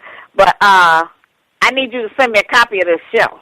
Yes, ma'am. I will email it to you, the MP3. No, I don't want it. Listen. I'm not technically aware like that. I need you to put it on a CD and send it to me, or something like that, because I'm not going to know how to get it out the computer if you just do that. You know? I think we can handle that. Okay. Get you a CD of the program. Listen, this has been wonderful. I thank you for hosting me and allowing me to tell you some of what I think. And I appreciate what you try to do for our people. And I appreciate all the callers. I want to thank them all for their spirit and for letting me know that they feel uplifted by what I'm trying to do, because that's really what my goal is, you know, to help soothe it, make it better, and give us inspiration to try to make it another day. Okay. Ashe. We will be looking next week for you, HLN. Look for Dr. Ali making her return. Thank you for sharing some of your time with us. Take excellent care, Dr. Ali. All right, brother. All right. Peace. Good evening. Context of White Supremacy. Dr. Shahrazad Ali, her second visit on the Context of White Supremacy. Dr. Drew, racist suspect. He was trifling the whole way through. I don't know if you didn't get to see when he was when Dr. Ali was on the program with him the past few weeks, a lot of the video segments, a lot of that stuff is online. HLN, they uploaded some of the video content to their page. You can get it that way. A lot of the material is still available if you want to check it out, if you didn't get to see it live. This is a segment where Dr. Ali was on the segment that I asked her about when she said, hey, white people, you got white guys. And she even made a point of saying, not all white people, but there are some white people. They want to see black people die. They want to kill black people. They celebrated what George Zimmerman did. And Dr. Ali said, oh, my gosh, that weighed on my heart all weekend. And I just kept thinking about it. It made me feel so bad. Trifling, tacky, all the way. This is a quick sound clip of this. And this is online. See, if you didn't get to see it, you can watch this online and see the video. We'll play the clip and then we'll do a commercial. Context of White Supremacy. Let me give you clear. This is clear. What I tell my little son, listen, I want you to be careful. There's some white men, not all of them, but there's some white men out there that want to kill you and stomp your life out like they did your forefathers. So you have to be careful of the white police, the white storekeeper, the white businessman, the white everybody, because they hate you. Do you think there are people out there that believe like you And to me, that makes me deeply, deeply wounded and sad, and we need to keep addressing it. Yeah, it bothered me all weekend. Welcome back, Jenny Hutt. I think you'll agree. Did it get under your skin a little bit, too? Yeah, well, it's totally upsetting, but I got to tell you, she's really not wrong. She did say not all white people. And unfortunately, Dr. Drew, there are some white people who do want some black people dead. It's a horrible, disgusting thing. I want to talk to her about it in more detail. Joining us and still with us, Brian Copeland and Miss Ali, and joining us, Frank Taffy, of course, George Zimmerman's friend and vocal supporter. Also joined by criminologist and attorney Casey Jordan. Panel, I want you to hang tight for a second. I want to speak to Miss Ali for a second on my own here. If you pull us up, there she is. There's my friend. Miss Ali, that really bothered me last weekend. Now, you can understand why that would affect me, right? Yes. Okay. Do you still believe it? Do you regret having said that? Well, I didn't think about it all weekend. You did. I did. Still Okay. believe that. I just want to make sure that. I want to make sure it's still. Okay, but here's the deal. Here's my thing. If I were to come at you and say that's crazy, that's as racist as anything anybody ever said, if I were to just go headlong at you with those kinds of statements, would that change anything? Well, what it would tell me is that white people want to discuss race in this country, but you want to discuss it on your terms. And you can't tell us what our pain is and how to express it. We have to do that ourselves. I'm so glad you said it that way, because that's what I believe. Frank, I want you to be quiet for a second. Frank's almost bleeding into my head here. I hear him in the background, Miss Lee. I don't know. Maybe I'm hallucinating. Frank, hang on a second. And Frank, I'm going to Casey first, because I want her to listen to this. Miss Ali, I want her back up with me. Miss Ali. You said something very important with you, because what you're really talking about, and I've said this several times, and this is what I want people to frame their conversation, because it's a place we can all talk about this, is that this is pain you carry in your heart from generations of trauma. Ultimately, that's what this is. Yes. If all of us allow those traumas to color how we see other people, we ain't never going to get anywhere, any of us. Do you agree with that? You know what we need? We need, as black people, some behavior cognitive therapy. We need to be able to connect the thoughts and the feelings and the behavior and see how this depression has turned us into such self-destructive behavior on ourselves. We need that kind of help. And y'all not going to give us that kind of help because it costs too much money, and that's a one-on-one therapy, and we just can't get that. Well, I think, while I don't disagree with all that, and Casey, I'm going to have you ring on this in a second, too, I think there's something more macro that you and I can do, which is to talk about the pain and reframe the pain and acknowledge that it's there, and rather than it being we all hankering down our defensive postures, let's talk about this. You would agree with that at least. Casey Jordan, you ring in on this. Yes. Well, yeah, the conversation is important. And my problem with what Miss Ali said was that in one breath she talked about there are white people out there, and she goes, not all, but some. And then, you know, the white storekeeper, the white police, and then the white everybody. And once again, we're all lumped together. And that is the problem. We've got to quit the us versus them. It is just counterproductive. It's not going to get us anywhere. Let me show you. We're having these conversations. Yes, I agree. Let me show you a Twitter that popped up along those same lines. Here it is. It says, Dr. Drew, it's coming up, hopefully. I've realized a lot of my black friends hate white people. Do they hate me? I'm sorry, Miss Ali. No, it's not going to come up.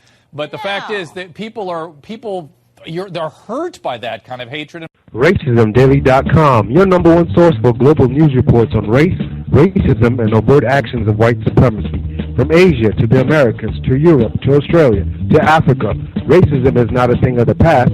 It is our current reality. Be informed. Be globally informed. You should be the first to know.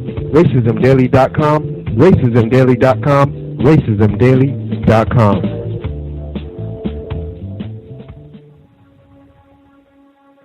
Is racism hurting you? On issues of race, are you unable to speak, think, and act with clarity and confidence? Are you tired of laughing when nothing is funny, smiling when you are not happy, agreeing when you really disagree?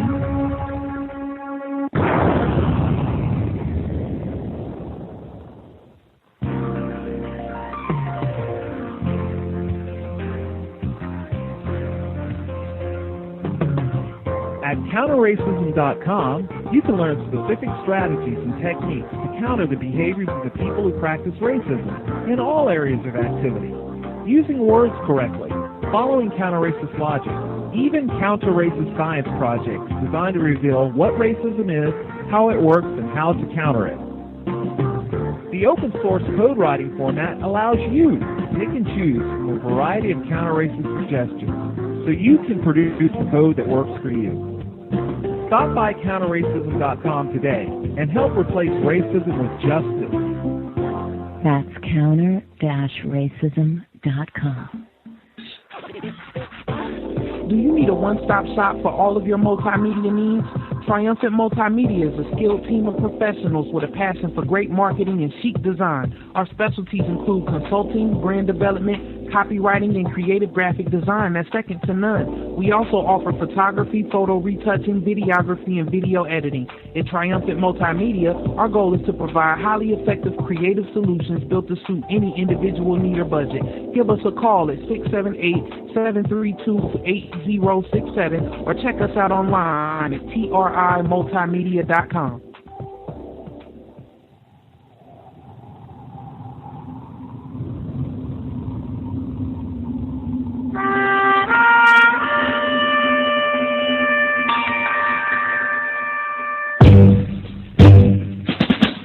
Hi everyone, welcome. This is Justice with the C.O.W.S radio program.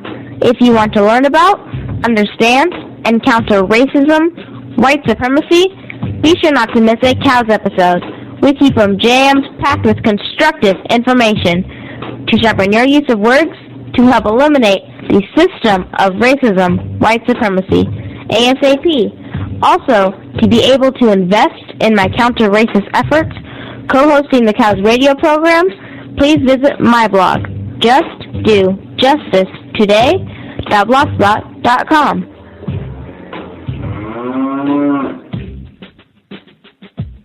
You're just saying just buckets and buckets of work.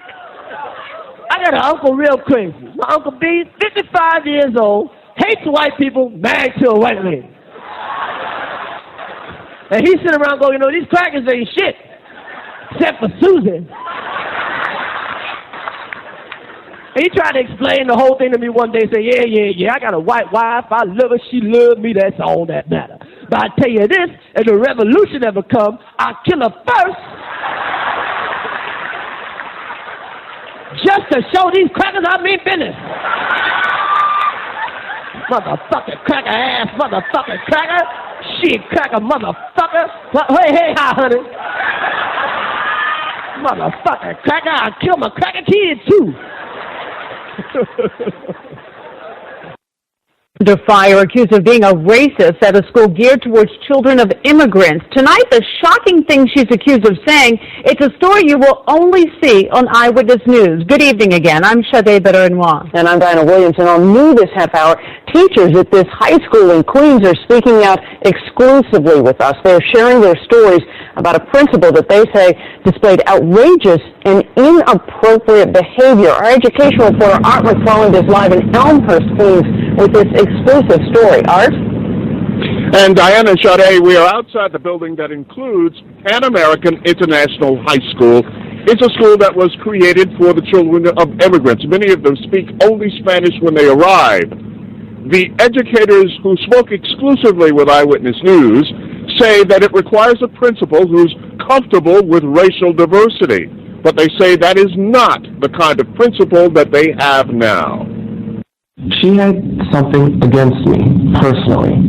The principal is Minerva Zanka, who took over the school last year. These educators call her intimidating, but they did not expect what they say they learned about Ms. Zanka after a teacher evaluation meeting in her office where she had harsh criticism for John Flanagan. Assistant Principal Anthony Ricardo was also at the meeting. When he left the room, she turned to me and said, "Did you see his big lips quivering?" John Flanagan says he remembers the meeting very well. My mouth was moving around, and I tried to keep still because I was very upset at what she was saying. And when I read his statement, that's how I knew that I think that what she had against me, what I'm now coming to realize, was that she had a racial bias.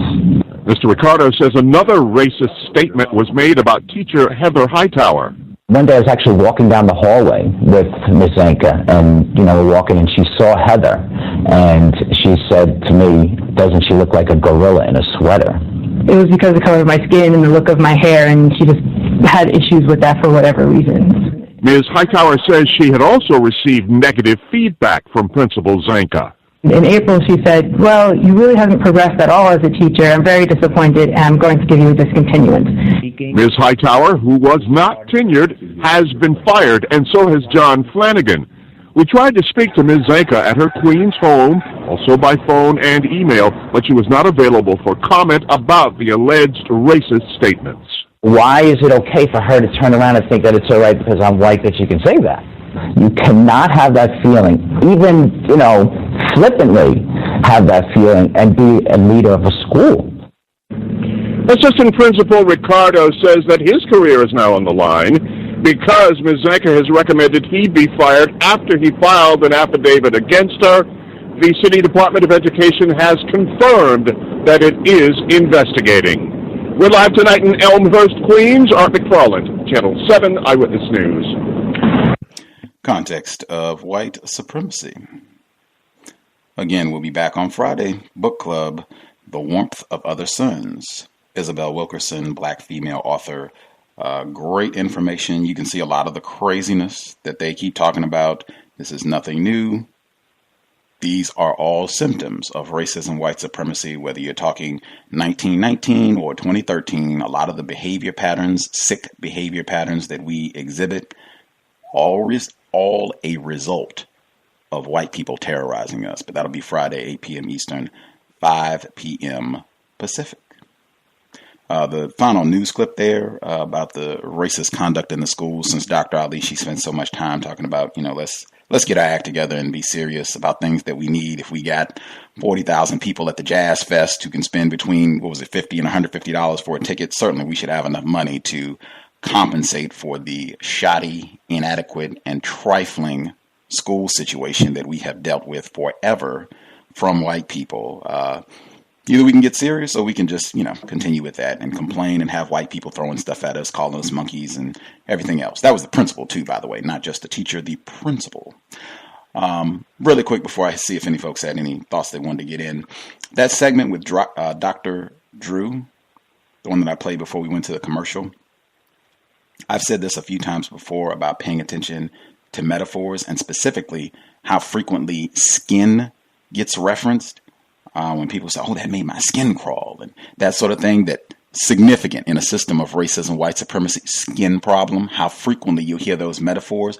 When Dr. Drew said, "Oh, that really got under my skin," racist suspect, and does not surprise me at all that a black person revealing truth about the system of white supremacy would get under the skin of a white person. It makes perfect sense. We should be getting under their skin every day, every hour, every second. Also, really quick, he referenced her as his friend. Yeah. I don't like any white person referencing me as friend, anything else. I prefer them call me nigger as opposed to calling me friend. But that's just Gus T Renegade. If any of the folks had questions and or comments, I'll just open up the lines if anyone had anything they wanted to share before we wrap things up. If you know you're in a loud environment, I'd appreciate if you could either use your mute button, if you could get someplace quiet. If you know it's loud and it's going to be a tough one, just mute your line until it quiets down a little bit so you can participate. I would appreciate. And also encourage folks, invest, listener-supported, racism-notes.blogspot.com, racism-notes.blogspot.com. PayPal is in the top right corner. Listener-supported, invest if you think the program has been constructive. So we should have 7991-909. The caller at 2311, Mr. Nero. We were just talking about him the other day. And let's see, all the people that dialed in, their lines should be open. I know for 909, I was also thinking in that clip, Dr. Ali, she was talking about we have cognitive impairments where we are not able to accurately assess information, things that are happening. I think that or at least to me, I could have heard it wrong, but that seemed to be very in line with what 909 touched on earlier. I will mute my line. Everyone that called in with a hand up, your line should be open. Can I be heard? Greetings, Mr. Nero. Greetings, Gus. I'm sorry I couldn't raise my hand soon enough, I guess. I guess you had a lot of people in the queue. It was quite a few. Still quite a few. Yeah, I figured that. That's fine. I was, unfortunately, still working on the plantation and couldn't get out until 6. So I missed a lot of the broadcast. But I'm glad 909 said the things that he did to her, and I was going to ask her about some of the things I have been observing. Because I consider myself directly on the battlefield, driving a cab every day. So I see us, saying and doing things when I pick us up. And one of the things I've been observing more and more is just black males being bullied by the black females that they're with. And I mean, it's public, and it's very hurtful to see a male take the kind of abuse that I've been witnessing us take when we're out in public from black females. And it's just, it's like, man, I don't know what it's going to take for us just to stand up and really take our manhood more seriously. Because I know under this system we're not men. But the other thing about that is we don't even seem to know what manhood is anymore. We'll let our women talk to us any kind of way. We'll let children talk to us any kind of way. And before I continue, let me just first say this. I am a victim. I am not to be harmed, mistreated in any way. Nor do I intend to mistreat anyone on this broadcast. That being said, I just see our females are way out of control and way out of line. And I don't know what it's going to take for us just to at least get in a position where we can guide and influence some of their decisions, as well as guide and influence some of our children's decisions. Because I see we can't guide our children at all, we can't influence them at all, nor can we guide and influence our females at all. That's what I'm observing in my area of the world. Can I be heard? Sure. You're a little low, if you could speak up. Okay. Well, to follow up on what Mr. De Niro was just saying, I think that it's difficult for black females to really respect most black males, not all, most black males, because most black males are dependent on white people for their sustenance. And a man is supposed to be a provider. And if a female knows that her sustenance depends on getting it indirectly from a white man through her man, then that takes away a bit of the respect right there. Yeah, I'm aware of that, but it just seems to be a lot worse than that to me.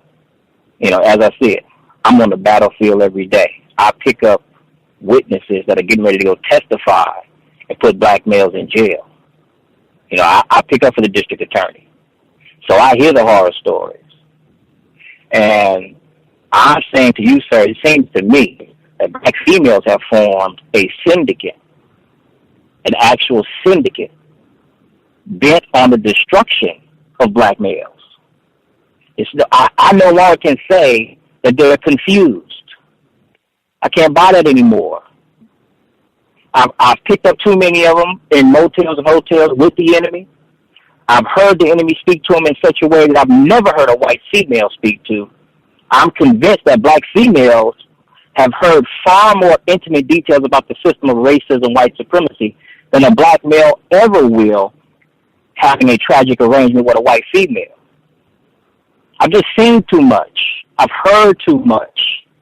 I'm telling you, from my experience in my area of the world, they are waging a war against us.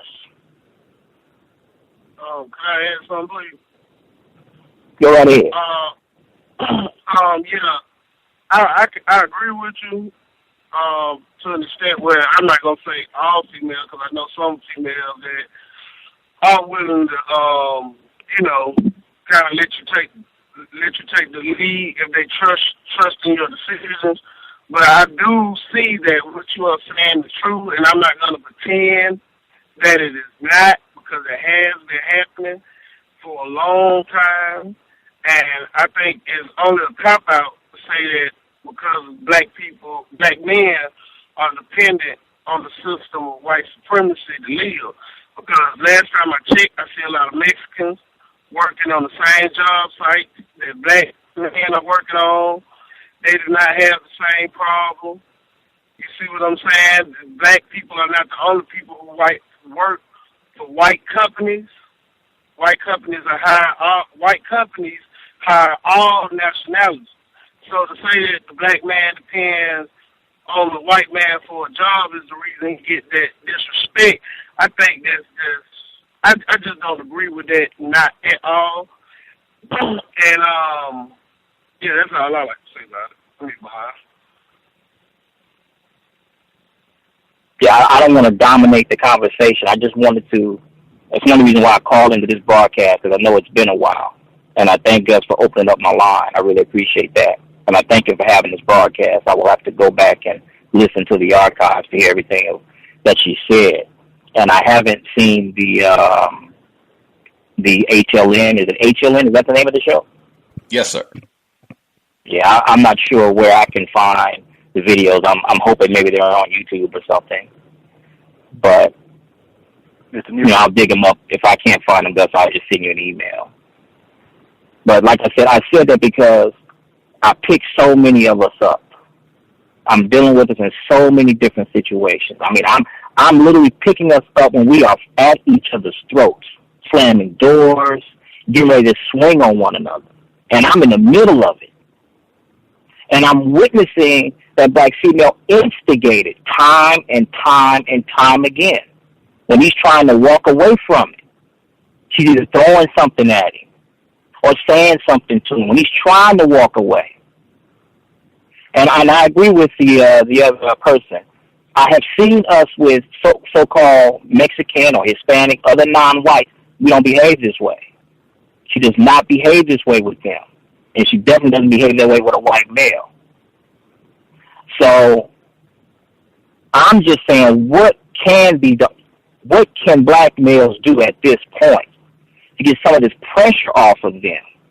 Because you have to deal with the system, and then many of us are in relationships with black females as well.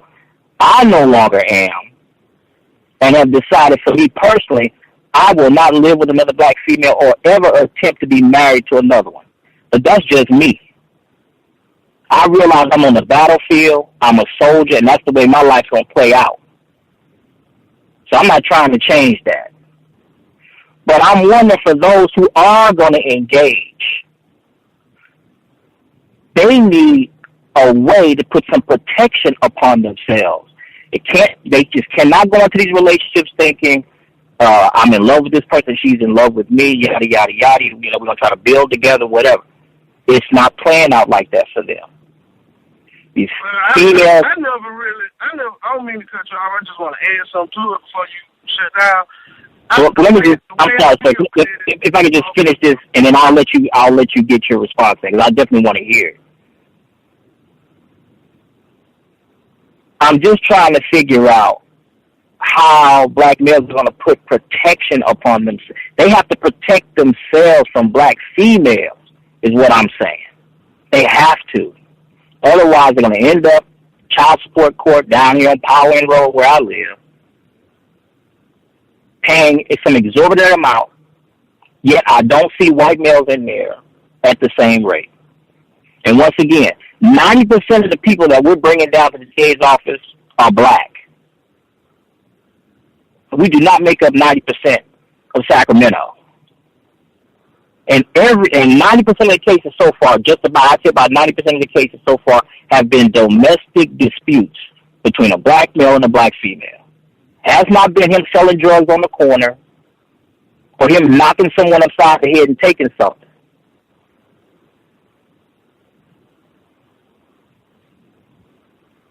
Black males are in a world of trouble if he's dealing with a black female, in my opinion. He is in trouble right there. And I'm not saying all. I'm saying as a rule, these are the type of issues he's going to have dealing with a black female. As a rule, I know we have many exceptions. I'm aware of that, so I don't want somebody to get in there. Are you talking about? No, I'm not talking about all. I'm saying as a rule, that's most likely what most of us are going to end up dealing with. So I've decided to opt out.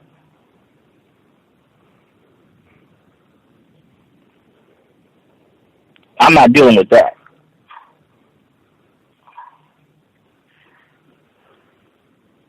Yes, can I be heard?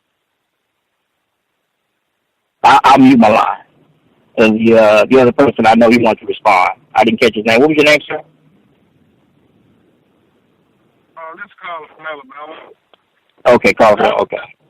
Yeah, I'm just like, and I know another person want to be heard, so I'm just making it real quick. But the way I deal with it, I check that at the door. No disrespect.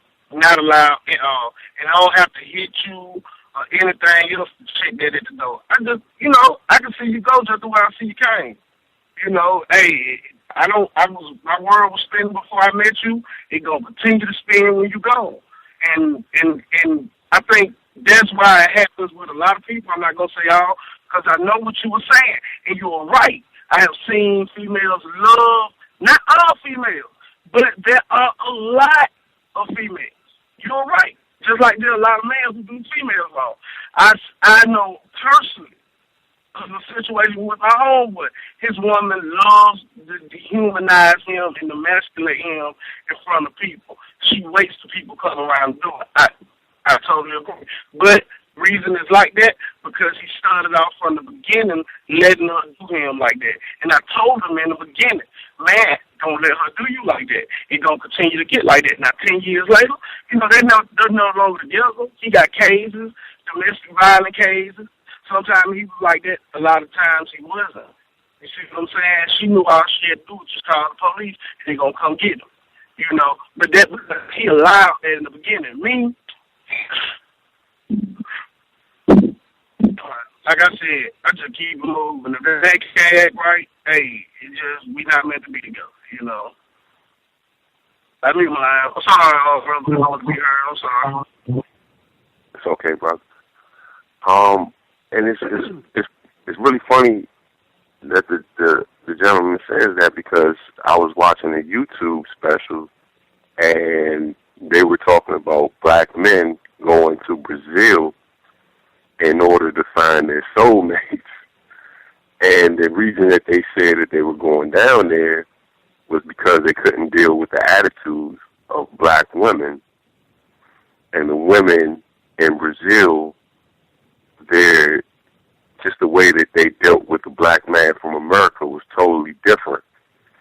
And I live in Washington, D.C., where, like, homosexuality is just outrageous out here. And I mean, mainly on the parts of the female, from the female aspect of it, where you have these, quote-unquote, bull daggers, and they're supposed to be the ones who are the women who play the men's role, and you never really see that aspect as far as the animosity goes between the quote-unquote bull dagger and the female, the one who plays the female role.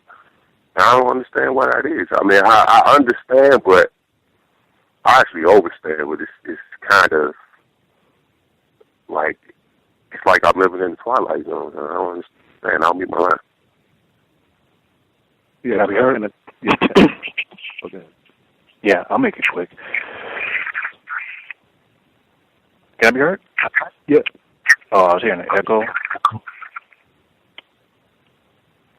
What I was going to say is that, like, I'm weighing my options right now. Like, I'm at that stage, so I try to get as much information as I can.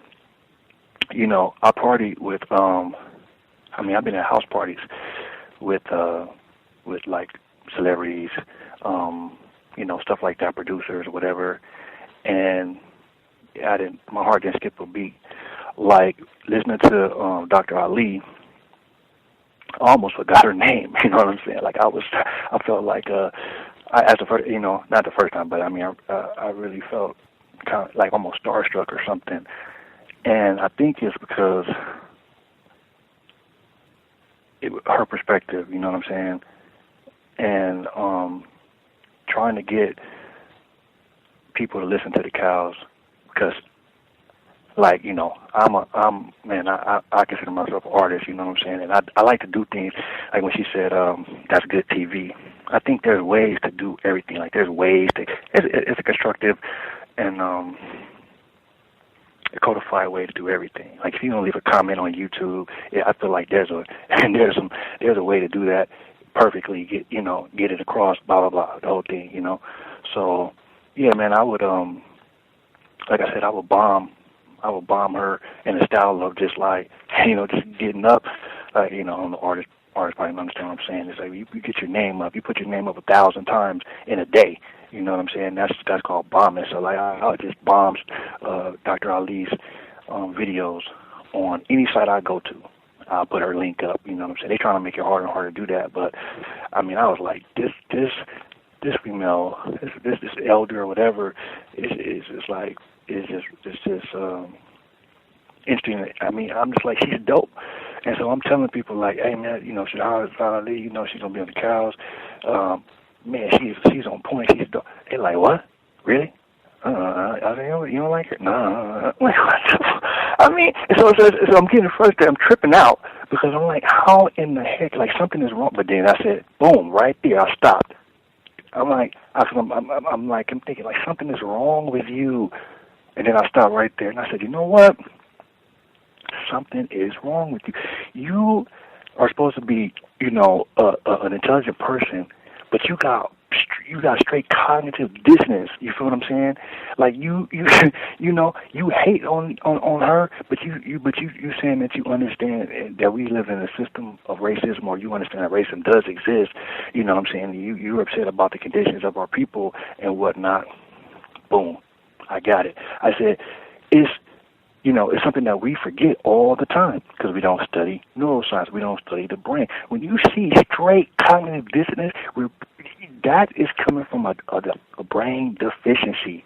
Now, you got to keep that in the forefront of your mind because you're dealing with a person that is unpredictable.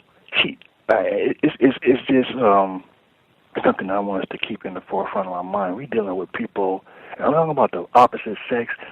I'm saying, listen, I can't believe some of the stuff. Like I said, I'm weighing my options, but I'm just, listening to my, older people and everything all my life, just listening, trying to see what it is. Really attracted to black females, you feel what I'm saying? Like, that's what I'm attracted to. I like dark skin. Like all the features, I like the whole nine. I won't talk to nobody with no, I'm not into the straight hair or the weed. I don't want to talk. I'm not talking to no crazy person. That is how I am. You know what I'm saying? I like the woolly hair, all of it. But they'll switch. It's just sometimes I'll be like, man, you said one thing one day, next thing is another day, and then you got you got your friends getting the police called on them, and they come and kick them out of their own house because the female called the police and said she want them out. He comes and said, you got to go. He's like, what are you talking about? This is my house. My kids is up in here. He's like, she called, said that you tripping. You got about 5-10 minutes, you know what I'm saying? And it just ruined lives. I'm like, wow, am I supposed to get myself involved in this? So, we dealing with people with brain damage. And I'm dead serious, man, you know what I'm saying? And we have it to an extent, but the black males that I don't know if they're listening, but they like Shahrazad Ali. Word is bond. She's still doing her thing. Like, yeah, she's doing her thing, and she in her stride. She's doing it well. This is for our new generation or whatever. Black females that I told to listen in to get some game or get some, just to peep it out. She on point. You want to get inspired? I was like, well, okay. I mean, when are we going to wake up? We got to acknowledge this. We can't just keep ignoring this. If people talk about ignorance, man, you an ignorant person if you're going to ignore the truth of the situation that you, like Mr. Nero was saying, man, you got somebody, man, that don't care. For whatever reason, we live in this, everybody, it's the system of racism, white supremacy, man, that's got these people brain trash to the highest extent. So, and Dr. Wilson said it, black males are the main targets. I love when she says that because you hear people saying we all equal. No, she said we the number one target, and we ignoring all this stuff. We getting ourselves caught up. I be seeing some of the crazy, like Mr. Nero said, man, you got to write a book because cabs have a lore to them. They made a movie, Taxi, and stuff like that. So I know you see everything, and yeah, I just want people. That's all I want to say. It's brain damage. Yeah. Can I be heard? Yes, sir. Okay. Well, I just wanted to say about, about the respect of the woman, you know what I'm saying? It's so much respect that needs to be given to the African woman, which ultimately is your mother at the end of the day. And I feel like we all struggle as young black males. I'm only 26 at the time, but I don't feel like I'm ready to run away from my queen though, under any circumstance, because I'm struggling for the same thing. She's struggling from the same thing. Let me finish though. She's struggling from the same thing I'm struggling from, and that's being the number one target. The black male is the number one target, and then after that is his woman. And so I just don't think in this day and age, learning the stuff that I'm learning and being up on what I'm on, I can't even see myself really even dating outside the African, now that I understand, or it's getting clearer, plus the history behind this, she is a queen. She deserves that. And it's a known fact that we in the system and we being derailed and we may not have a job to provide, and she down our back, but you got to talk to her. I think it's a lot of men that need to stand up and say, I'm going to be a warrior and I'm going to really stand for something and get Africanized themselves. Because if they ain't Africanized, but they want their woman to be this, that, and the other, then you asking for something that you ain't ultimately doing. Exactly. So I feel like, the respect for the woman, it needs to be to the utmost. And the stuff that, that I was just hearing, that's kind of the reason why I feel like we in the situation we in now, is because men want to run away from the black woman when she needs the help. When she needs the respect and she needs you to be her backbone, but you're running away. You're supposed to be fighting for her. May I respond? You running for your life. May I respond? Can I be heard? Yes, sir. Okay. I don't believe I said to abandon black females, did I? I didn't say that. I did say that one needs to put some protection on themselves if they're going to deal. Mm-hmm. I believe that is what I said. You need to protect yourself. All right. Now, to address the respect and if you respect her and love her, if you respect your black women and you love your black women, then you should correct them. Because that's the ultimate form of love. If you see someone doing something incorrect, behaving incorrectly, you must correct her. I, for one, have hit a female before. I've done that. And would do it again. I don't have a problem with it. If I feel hitting her is going to correct her, I'll do it. But see, can I interject right there? See, right now you violating, brother. You just said you done violated this twice already. You done said you will hit the black woman under any circumstances. I will hit a man. I will hit a child also. But I'm saying that's not weak though, brother. I'm saying you admitting right here that you would hit a black woman right now if it came down to it. Absolutely. I'll wear her out if it comes down to it. Just to correct her. So I will wear her out if it comes down to it. If it comes down to it. Now, fortunately, it hasn't come down to it again for me. Will you hear the white supremacists? Will you hear the white supremacists? Let me tell a quick story about that. I had 2 white supremacists or suspected white supremacists in my cab. Picked them up from a bar. Both of them were much larger than me. They get in the cab, they're drunk. He challenges me to a fist fight. My response to him was, I don't want to get into a fist fight. Why don't we do this? Why don't we go find an open field, take 10 steps, and turn around and shoot? You bring your gun, I'll bring my gun. He sobered up real quick once finality was on the table. See, I'm the manager of the company that I work for now, and that's just so I can set up to say this. So I'm responsible now for sending white people to and from. They hate it. They fight me with it every day. I deal with black drivers and other non-white drivers that actually hate me even more, so I've been told. But I always try to make sure that black drivers and non-white drivers get the same access to big calls that they probably normally wouldn't get if a white person was in charge. So I don't have a problem challenging my enemy because I do it every day. I have to deal with them every day.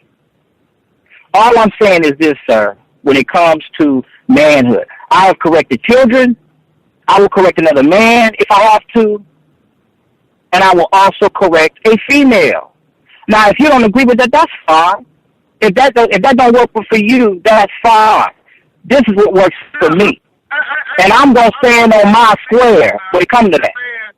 But we got to be the same way when we deal with these white people. I check a white person too. My record speaks for itself down in that county courthouse. I don't check white people when I was a teenager. Never played no foolishness. But I'm just saying we got to be equal opportunity with our checking. We can't pick and choose the people we check. And the way you deal with it, I'm not, the way you deal with your house, man, I respect every man. That's your house. I ain't got nothing to do with it. I appreciate it. I might not do it, but you know, what you go on in your house is your business. But I'm just an equal opportunity checker. As long as everybody believes equal opportunity checking, you all right with me, you know? Can I be heard? Yes, sir. I just have a question for the host, Mr. Renegade, Mr. Gus T Renegade. Yes, sir. Oh, sorry. I'm sorry? Yes, sir. So, I mean, I've been listening to this show for some time, and this is my first time chiming in. So do you think that the gentleman who just said that that's how he would deal with a woman, and no disrespect to the gentleman who said that, but do you think that would be counterproductive in the way of dealing with another victim of racism, white supremacy? Which part of it? As far as laying hands on our women. Laying the goon hand down. I might need to think on it a bit more, but my initial response would be no. I think that there is astronomical conflict between black people, period, black males and black males, black males and black females and black females. It's astronomical conflict. I think it would just be something that would just add to that and just have greater conflict. It's hard for me to imagine. In fact, I think I had said before, anytime that I hear a response to racism, white supremacy attached to a black person being beaten, I just think we're still on the plantation with regards to how we go about solving problems. I don't think he said that's like step number one is to strike or use physical violence against a female. But I hear that pretty regularly when we're frustrated or upset. A non-white person, a black person specifically, is doing something incorrect, and somehow the thought process gets to this person needs to be beaten. I don't see anything constructive about that. I don't see how that would solve any of our problems. I think black people have been being beaten for centuries, and it hasn't corrected anything. I could be incorrect. Can I be heard? Can it be heard? Yes, sir. Hello. I'm glad to hear Mr. Nero on the radio program. I have been married to my wife for about 17, 18 years. I've not laid my hands on her one time. But I have the philosophy already in my head that a black woman is very dangerous. If she is mad, do not turn your back on this female and make sure you keep a distance. Because she will close the distance and try to cause conflict. And she can have very dangerous objects in her hand. So I am very good in hand-to-hand combat where I could just take a female down to the ground without actually putting physical harms on her. But I would stress to any black male, if you ever put into that to a situation where you have to lay hands on the female, just keep in mind that she, even though she may be confused, if it's your survival that's needed to, to be, then you have to do what you have to do. Even if you have to treat her as you were treating a black male. Because they do perceive you as being weak. Because they are confused. And they test you. Because I guess maybe they're taught that from other people, from seeing fights on the block or whatever. They think they could do it too. But yeah, I wouldn't recommend that. I'm a man and she's a woman, and and giving her that free pass of her being weak, and she is not weak at all. She knows what a knife is. She knows what a gun is. If she wants to remove you from this earth, it will happen. You do have to sleep. I just want to reiterate, I did not recommend for anyone to do anything other than put some protection on themselves. That's what I'm saying too, bro. I just want to make sure I'm clear about that. I just said what I would do. You know what I mean? What I understand. I understand fully what you were saying. I am not disagreeing with you at all. I am agreeing with you. I'm just telling other people. And I appreciate all the comments. I really do. I appreciate all the comments. Right. It's not the wrong idea. I'm just saying, hey, I'm not the guy that's going to sit there and say, I'm a male chauvinist and all this and all that, or I think ladies are weak or whatever. No, in no way am I going to ever say, hey, I got a grandmother, bro. She's over 80 years old. I'm not messing with her. She got my gun. All right, she took my gun from me. Won't give it back.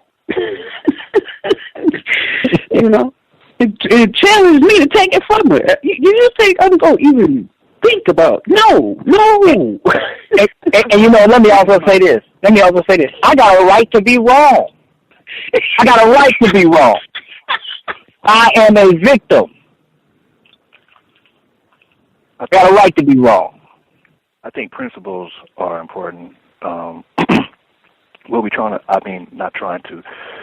What I got from listening, and I'm so happy that Mr. Nero, even with my comments to Dr. Ali saying that, I thought that, it was interesting that females wasn't interested in listening or whatever. I just feel like the principle is, if we can, like for somebody like me or younger, thinking about maybe getting, married and all that sort of stuff. It's like they need to know what they're dealing with, and they don't know what they're dealing with. That's the thing. And exactly, they don't know. That's scary, man. I'm telling you. Yeah, they don't know. And not before I forget, real quick, I just wanted to share something. You shared something on a broadcast that I thought was absolutely brilliant, and I've adopted it. And I can't remember which broadcast it was, but I remember thinking to myself, wow, I'm surprised Gus hasn't just done a show with 909, you know. But it was basically, you had shared a situation. It was a black female that had called in that talked about a situation where I guess she was walking down the street going for a daily walk, and she observed a suspected racist white supremacist I guess make comments or address two black boys or two non-white boys. I'm not exactly sure, but you had made the comment that that you felt an approach would have been to say that, hey, this is my cousin or my nephew. You know what I mean? It was a family member before you interject, and I just thought that was brilliant, and I've adopted that. I just want to thank you for that, sir. So I really appreciate that comment. Yeah, I agree with that too. That was a good man, very constructive. Yeah, I thought it was very constructive suggestion. Unfortunately, it didn't get received that way, but I felt it was very constructive. Thanks. I mean, that's what thanks for that. I remember that, and I remember feeling kind of, I didn't know, it is what I do, but I didn't know if, from the comments, I didn't know if it was something, was right or anything, but, your comments and you say, well, I might be wrong, I'm a victim, you know what I'm saying? But I still do it just because that's just it's natural, whatever, it's just what I do, it's what I've learned, and, it's worked for me, definitely, and it's worked in situations like that. It's my cousin. You ask me a question, this person I'm defending, that's my auntie, now what? That's my uncle, now what you got to say? That's my brother, that's my little brother, that's my little sister. Because sometimes when I do it if I say that's my sister, I done had some trouble with that. Brandon, hold yourself back there, Brandon. But, yeah, man, it's good stuff. And, I'm glad to hear from you, man. And, yeah, man, thank you. Thank you because I don't be thinking about this because, like I said, it's a hard subject to but we in a dangerous situation. I see cats getting kicked out of their houses. I see them fighting over lies. I see them taking care of people that's not of their lineage, don't even have the same blood as them. It's a big lie. I don't know if anybody would agree with this, but I think if people say the white woman is ruling racism, white supremacy, I think, and I don't know what it is, has to do with maybe left brain, right brain, or whatever, but I don't think we as smart as females, period. I think the white female is running that whole thing, and we sleeping on that because we talk about patriarchy and this and that, and the white female is just kicking back like, yo, we not on their level, man. So we ain't already on their level, and we slipping hard. I'm glad I learned that lesson at this time, and then I have to wait and go through all of that stuff, man. Man, if you have the thought process that woman was on the earth first, it would explain a whole lot of things and why you ain't even on the level. If you just had that thought process, that woman was on the planet first, then came man, then that would explain, okay, that's why they mature so much faster. I'm sorry, I can't believe that, but I understand that's your point of view.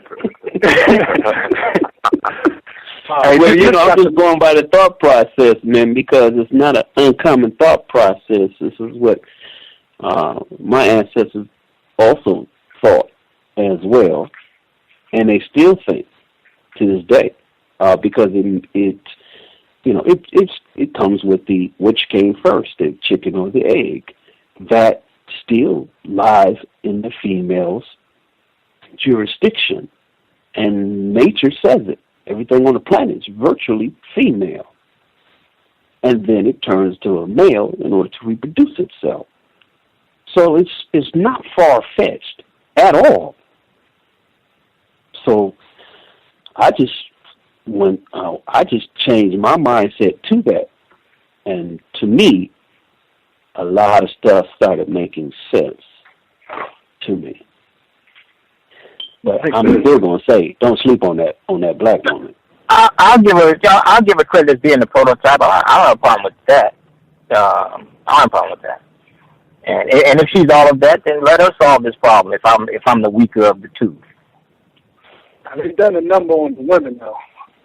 Like they've definitely done a number on. Oh, they've done a number on the males too, but just with the onslaught of what's beauty is minor beauty, which are like women are the minority, and so they have the majority of women trying to look like the minority of women. Want to have recessive genes, want to have straight hair, want to put all these different type of contacts in their eyes, want to wear 10 pounds of makeup. I mean, the list goes on, but you can find the similar aspects of males too, how they've done a number on us as well. But yeah, is Pumpkin still on the line? Hello? Is there any female callers on the line? I haven't heard. No idea. Well, yeah, one asked a I was question. wondering the same thing. Well, I hope I didn't chase nobody off. That certainly was not mine. I was certainly glad to see Dr. Shahrazad Ali. Now, I wasn't sure, but I knew she was a doctor. I was saying to myself, what she is? Because the way they were treating her on Twitter, they weren't giving her that title at all. I was like, wait a minute, I thought she was a doctor. You know. Doctor means teacher as well, so she is a doctor.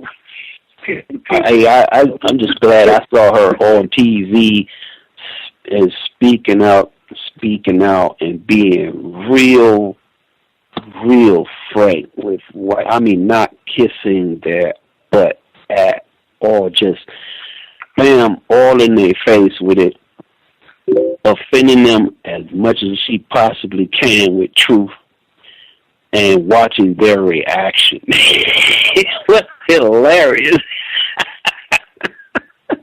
It was hilarious. It was hilarious to me. Oh, the person that asked the question about Nellie Fuller's book, I almost asked that question, but I predicted what the answer would be. I was going to ask it. That's the only reason why I didn't do it. I know her. I know her pretty well. I mean, and I said, I already know what this answer is going to be. So I was going to say, why don't you, say Dr. Wilson, or why don't you mention the ISIS papers? And then I thought about it. I'm like, she ain't fit. She got her own book. Yeah. So I was thinking the same thing. Yeah. Hello? Oh, this lady? Hello? Hello? Hello? How did you guys get on this topic of feeding anti-black women conversation? How did this transition to this topic? What topic? I wasn't. Wait a minute. Let me just say this. I'm the blame. I'm the blame for that, ma'am. I made some statements, and they just may I finish, please? May I finish, please? I'm not finished yet. Hold on for a minute. I did not use the word blame. I just simply asked the question: how did we transition to this topic? What topic? Anti-black woman. I'm out. I'm going to knock the daylights out of her. This kind of talk. How did we transition into this, and how is it productive? I don't think we transitioned to that, have we? No, I think she came in on and the kind of like the end part of it. We're not. We're just trying to talk out. I'm thinking we're just trying to talk out the thought process of defending ourselves as black males from females who are confused, for black females who are confused, and not getting caught up in the idea that she's a weaker person. That's my thought process. That's all. Not that we want to go out and commit any kind of harm to the black females, but we just have to know that you ladies are stronger than we're perceiving you to be, or the supposed perception of you supposed to be. And I'm just saying, I've already been in the thought process of not letting that happen, because my whole world is surrounded by black women, and none of these women in my family are weak at all, and I'm not sleeping on none of them. So are you saying if someone outthinks you, you should beat them up? Oh, no. I'm not saying that. I'm not saying no. Look, I have not laid my hands on any of these women. What I'm saying is that, and they know this, I will protect myself. And that's going to be what I have to do. What I'm saying is that I know you're dangerous. And if you're coming at me, I'm going to protect myself as though you are a man. That's all I'm saying. So the level of threat raises, in other words. Has knocked out a black woman. Which one of you said that? Say that again, please. Which one of you men stated that you knocked out a black woman and you would do it again? Well, he said that.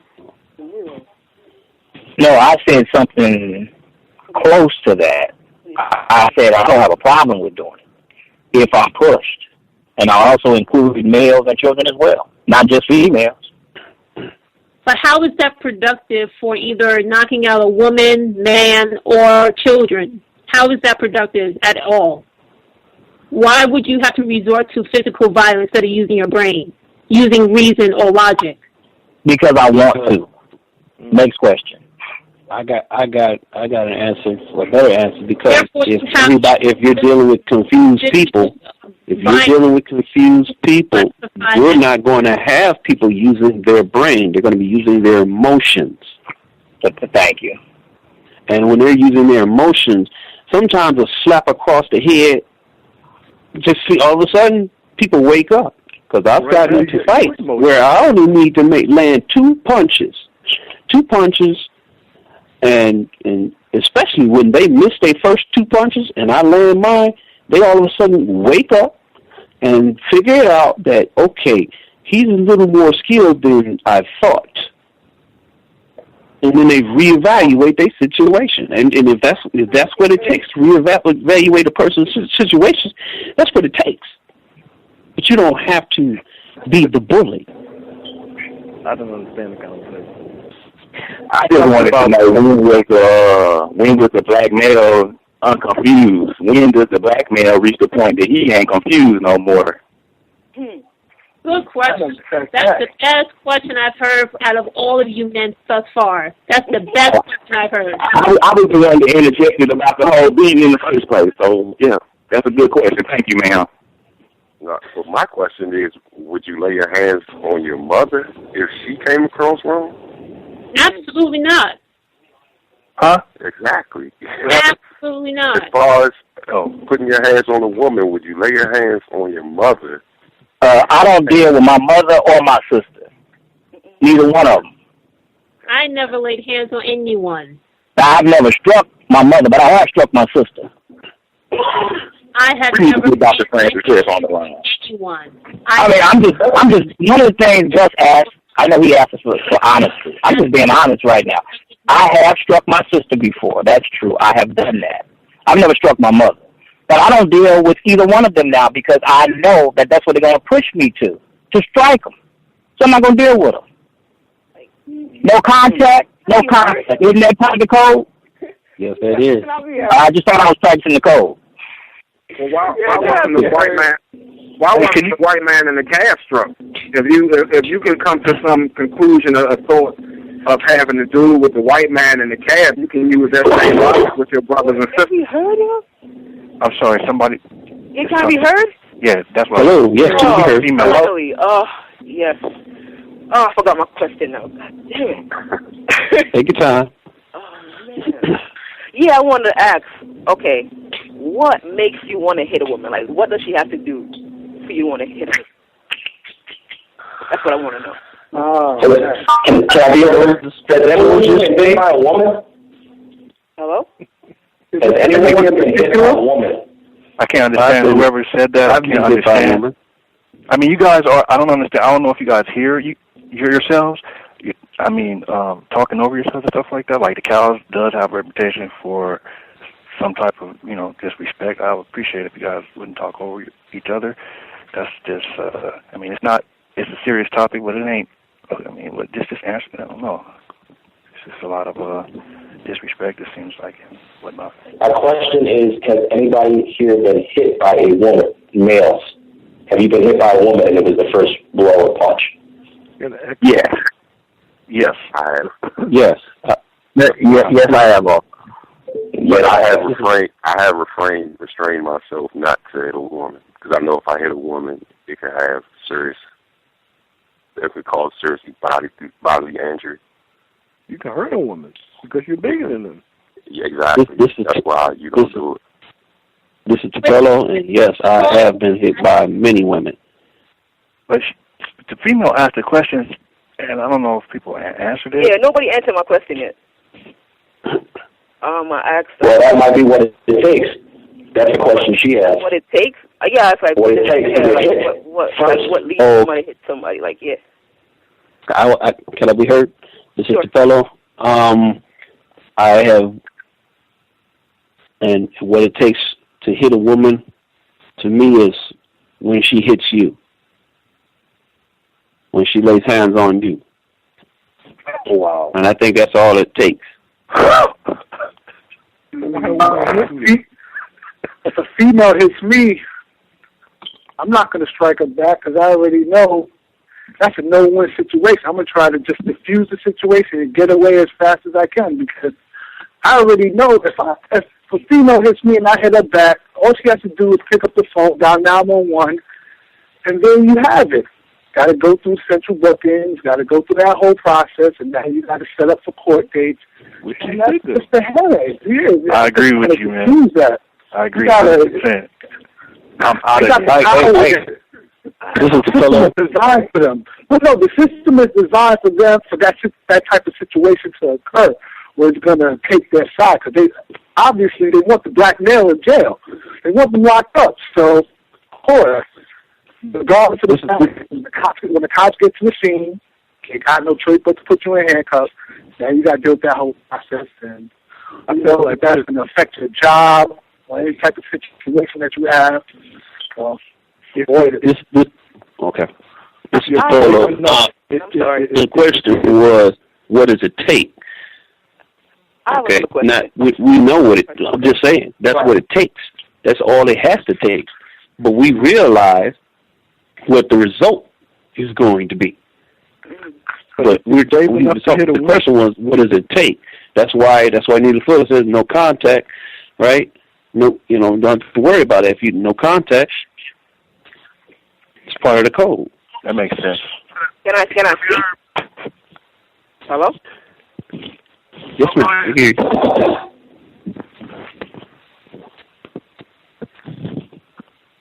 Hello? You still there? Yeah. Yeah, can I be heard? Yeah, we can. Yes. Yeah, I'm saying, in Neely Fuller's book, he said something about, like, before you go into a relationship, like, asking, like, a bunch of questions. Mm-hmm. Do you guys do that at all? Like, before you get into, like, a serious relationship with a female? That's the problem.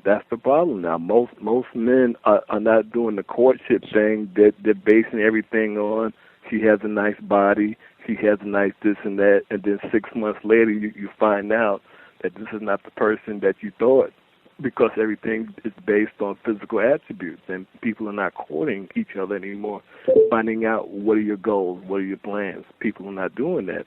And then we find out 6-7 months later, this young lady has not been raised with a man in the home, so this is new for her. Things like that. We don't do the courtship thing anymore.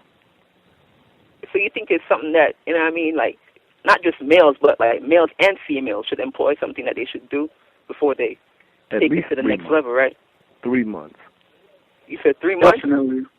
3 months, no sex. Just dating, talking, getting to know each other, family. Oh, that's not gonna work for me either. We've been trained to think the community on a sexual level.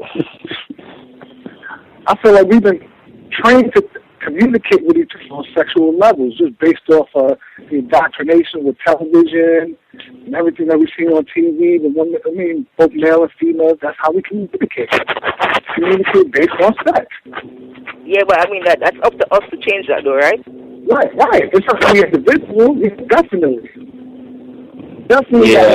Change their behavior. If you change their behavior, then people are going to see it, and then therefore they don't just have to pick up on it and say, all right, this person's not trying to deal with me unless they're doing A, B, C, X, Y, Z. So what do I have to do to, try to meet them where they are? So, it's definitely a lot of work. Yeah, I agree with that. I think the woman controls a lot of that action as well. The woman controls a lot of what action? The sexual. Dr. Francis Wilson says the man imposes sex on the woman, but I think the woman decides if she's going to let you at all. Oh, isn't that the way it's supposed to go? She's already made that decision. I'm wrongly informed. Isn't that the way it's supposed to go? Like the woman says, okay, yeah. Right, she does the choosing. Yeah, right? Isn't that so not correct? If the male is already imposing the sex, the woman already made up her mind 2-3 weeks before. So do you think that any time a man wants to have sex, the woman should say yes? Is that what you're saying? No, the woman has already said yes. That's what I'm saying. Oh, no, repeat that. What are you saying? I'm sorry. I'm saying is the male's going to have sex with a particular woman. The woman has already made up her mind that she was going to make that happen. That's what I'm saying. Okay. I'm saying it's. I don't think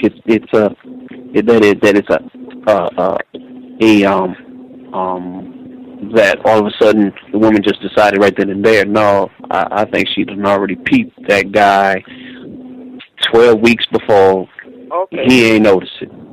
You're talking before a relationship, but not actually in a relationship. It's just someone that you right. Right. She done already made up the decision. Okay. But now when you're dealing with your family members, how does your actions in dealing with your family members, how do you conflict? How do you get out of that conflict when because we know that we fight with our brothers and sisters a lot, and it can come to physicality.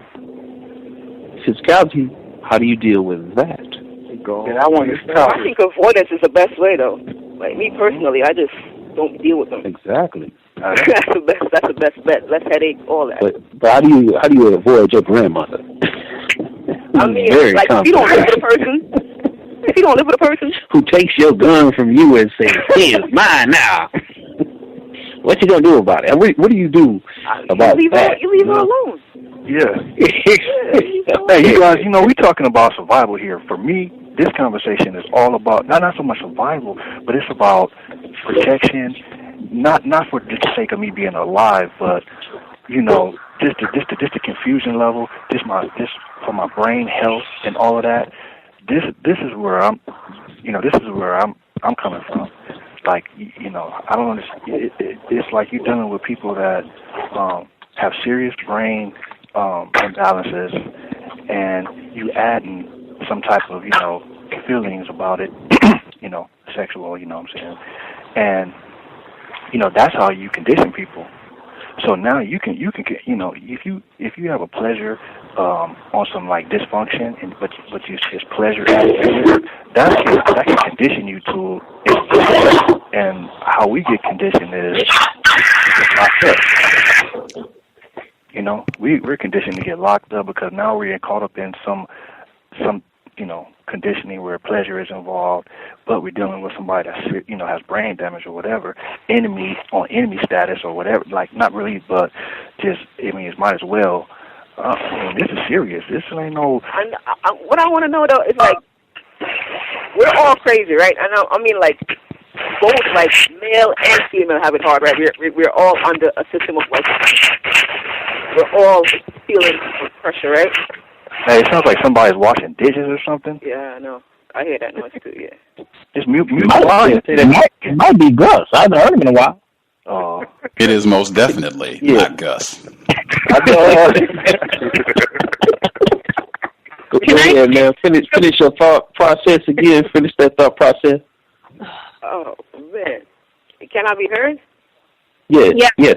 Yeah, I was just saying that we're all under pressure, and it's just like the way you guys are talking. It seems like you guys are saying that the males are under more pressure than the females, and that the males need to protect themselves from the females. But do the females need to protect themselves from the males? Are there crazy males out there too that the wiring is off? They don't know what's going on. They don't want to know what's going on, which can also be frustrating. And like, what do you say to females about that? What should they do about confusing males or confused males who sometimes can be aggressive just towards females? And I would just like to add my question as well. At what point in time does the black male stop being confused, where he can exert himself over the woman? I can answer that. This is Tupelo. Answer when what? does he stop being confused? I mean, the female asked the question, nobody addressed it. I know. I'm going to address hers as well. I'm getting ready to address hers as well. I tell my daughters to watch for males as well and how to keep their distance. I tell them, hey, if you're going to call somebody out of their name, be prepared to fight, because not everybody thinks like you. Okay? So these people are confused. All people, male and female, are very dangerous out here because they are confused. And I think when males start to be less confused is when they understand their strength and their weaknesses. That's when they become less confused. Like, we can deduce, okay, yeah, if I hit this female, oh yeah, I'm going to go through all this trouble, this and this and this and this. That means you're less confused that you're not going to hit that female. But if she's coming at you with a knife, you ain't got no other choice. Can I be heard? Can I be heard? Yes, ma'am. Yes, sir. Based on all your conversations, this is absolutely absurd. Just absolutely absurd, no logic whatsoever. You're not answering the female's question nor the guy's question who asked when the black man going to stop being victims or being confused. Now, since we're in this Now, since we are in this system called racism, white supremacy, everybody wants to, we know that the white person or the white people as a group, as a team, is the enemy. Yet, here you are, this is what it sounds like, correct me if I'm wrong, black men are having a conversation about what gender wants to be over the other gender who are on the same bloody team that's getting their butts kicked by racism, white supremacy. This just doesn't make any sense at all. No logic, no thought process, and it just sounds like a bunch of men, with all due respect, talking from the pure emotional level. No thought pattern, no logic, it's not constructive. I don't understand, no one is suggesting how can the black female or the black male can work together as a team. It just doesn't make any bloody sense. Can I be heard? Can I be heard also? Can I be heard? And I'll let the females say, I got some logic. Go ahead. May I be heard? Can I be heard? Yes. Hello? Both of you guys. Okay. Is Mr. Nero still on the line? I'm still here, and I'm still a victim, and I am not to be mistreated. Okay, and I hope the same is returned from you towards the black female. Just you said earlier that when you were getting a little bit of pushback from the guys, and very little pushback, I might add, you said that what you said was misperceived.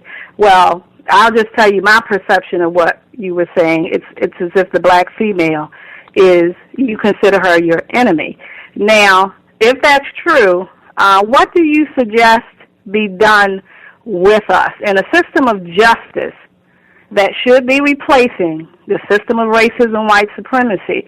What does that system of justice, in your world, your view, what does that look like for the black female? Because I don't want to sit here and help counter racism, white supremacy, to turn around and just and get a different form of male supremacy thrown at me. So I want to know, if we're going in this, if we're saying that we both are victims of racism, white supremacy, and you need to slap me to correct me, but I can't slap you to correct you. Only you get to do the correcting and the slapping. What does the system of justice look like for me? Tell me what you want done with us, so we can stop this right now. Well, I don't believe I said that a woman couldn't. It was inferred. I have been struck by a female before. I would just say that we don't, black males don't have a female partner, first and foremost. You don't have a partner. You don't have a woman. You don't have a partner. So when I hear say things like we have to protect them, they're not yours. And Mr. Fuller has made that clear as well in his works. I've heard him say that in many lectures. So you don't have a woman. So it seems to me what we're trying to do is normalize our captivity by trying to attempt marriages and attempt relationships. I mean, that's what it seems like to me. It's another way of not dealing with the problem. Black males are going to have to solve this problem without black females, and black females are going to have to solve this problem without black males. That's the conclusion I have come to. And I got a right to be wrong. I got a right to be wrong. I got a right to be wrong. Okay, in a system of justice, what do you advocate be done with the black female? I really don't know what you mean when you say a system of justice. That's not something that we're trying to replace a system of injustice, a system of inhumanity, a system that is anti-us. And from your words, the black female is your enemy. So what do you suggest be done with your enemy? She has been waging a campaign against us. What do you suggest be done with us? What I said earlier, a black man needs to put some protection on himself from her because she's coming after him. As a rule, he has to figure that out. I know what I'm going to do. I just know what I'm going to do. I've been posing the question to Mr. Nero. I just know what I'm going to do. I don't advocate nobody else doing what I do. But I know what I'm going to do because I've been doing it. And I'm going to keep doing it. Yes, true. That's all. I'm just going to keep doing what I'm doing. Wow, when you do that. Hello, could I say something? Yes, ma'am. Hi. Yes. Good evening to everyone. I caught the tail end of this, and quite honestly, it reminds me of what Mr. Fuller has always said. People are out here quoting Mr. Fuller. Let's have another quote of Mr. Fuller. Mr. Fuller has over and over and over suggested that black people focus on the white supremacy system, on white people. And what I hear is probably a repeat of what my sister had talked about during the 70s, when there was an attempt at revolutionary action on the part of black people, and it degenerated to exactly this. It degenerated into a form of attempted sexism. And what I mean by attempted sexism is us not fighting to be equal, us fighting to be superior. And I'm talking about males. And what I have heard as far as, hitting women, Mr. Fuller has said also, since we're quoting Mr. Fuller, over and over again, there's no excuse to hit a woman unless it's in defense of your life. And so I'm listening to this, and now I'm beginning to understand why counter-racism is so difficult. And why, if we are going to take this tack, and I'm certainly not saying that's the tack that everybody's taking, but if we're going to take the tack that the black female is the enemy, and I doubt that any male on this that's listening to me now would entertain the conversation in reverse. If black women were on this line talking about black men were the enemy, there would be no tolerance whatsoever. Mm-hmm. So if we're going to talk about black women being the enemy, then we might as well wrap this crap up in a ball and throw it in the garbage and just resign ourselves to being slaves forever. Because that is exactly what this talk is leading to. You are alienating the very people that you need We need each other. The black man can't do it by himself. Nope. That pretty much is evident. It's evident. And you cannot enlist the loyalty of black women with this kind of talk.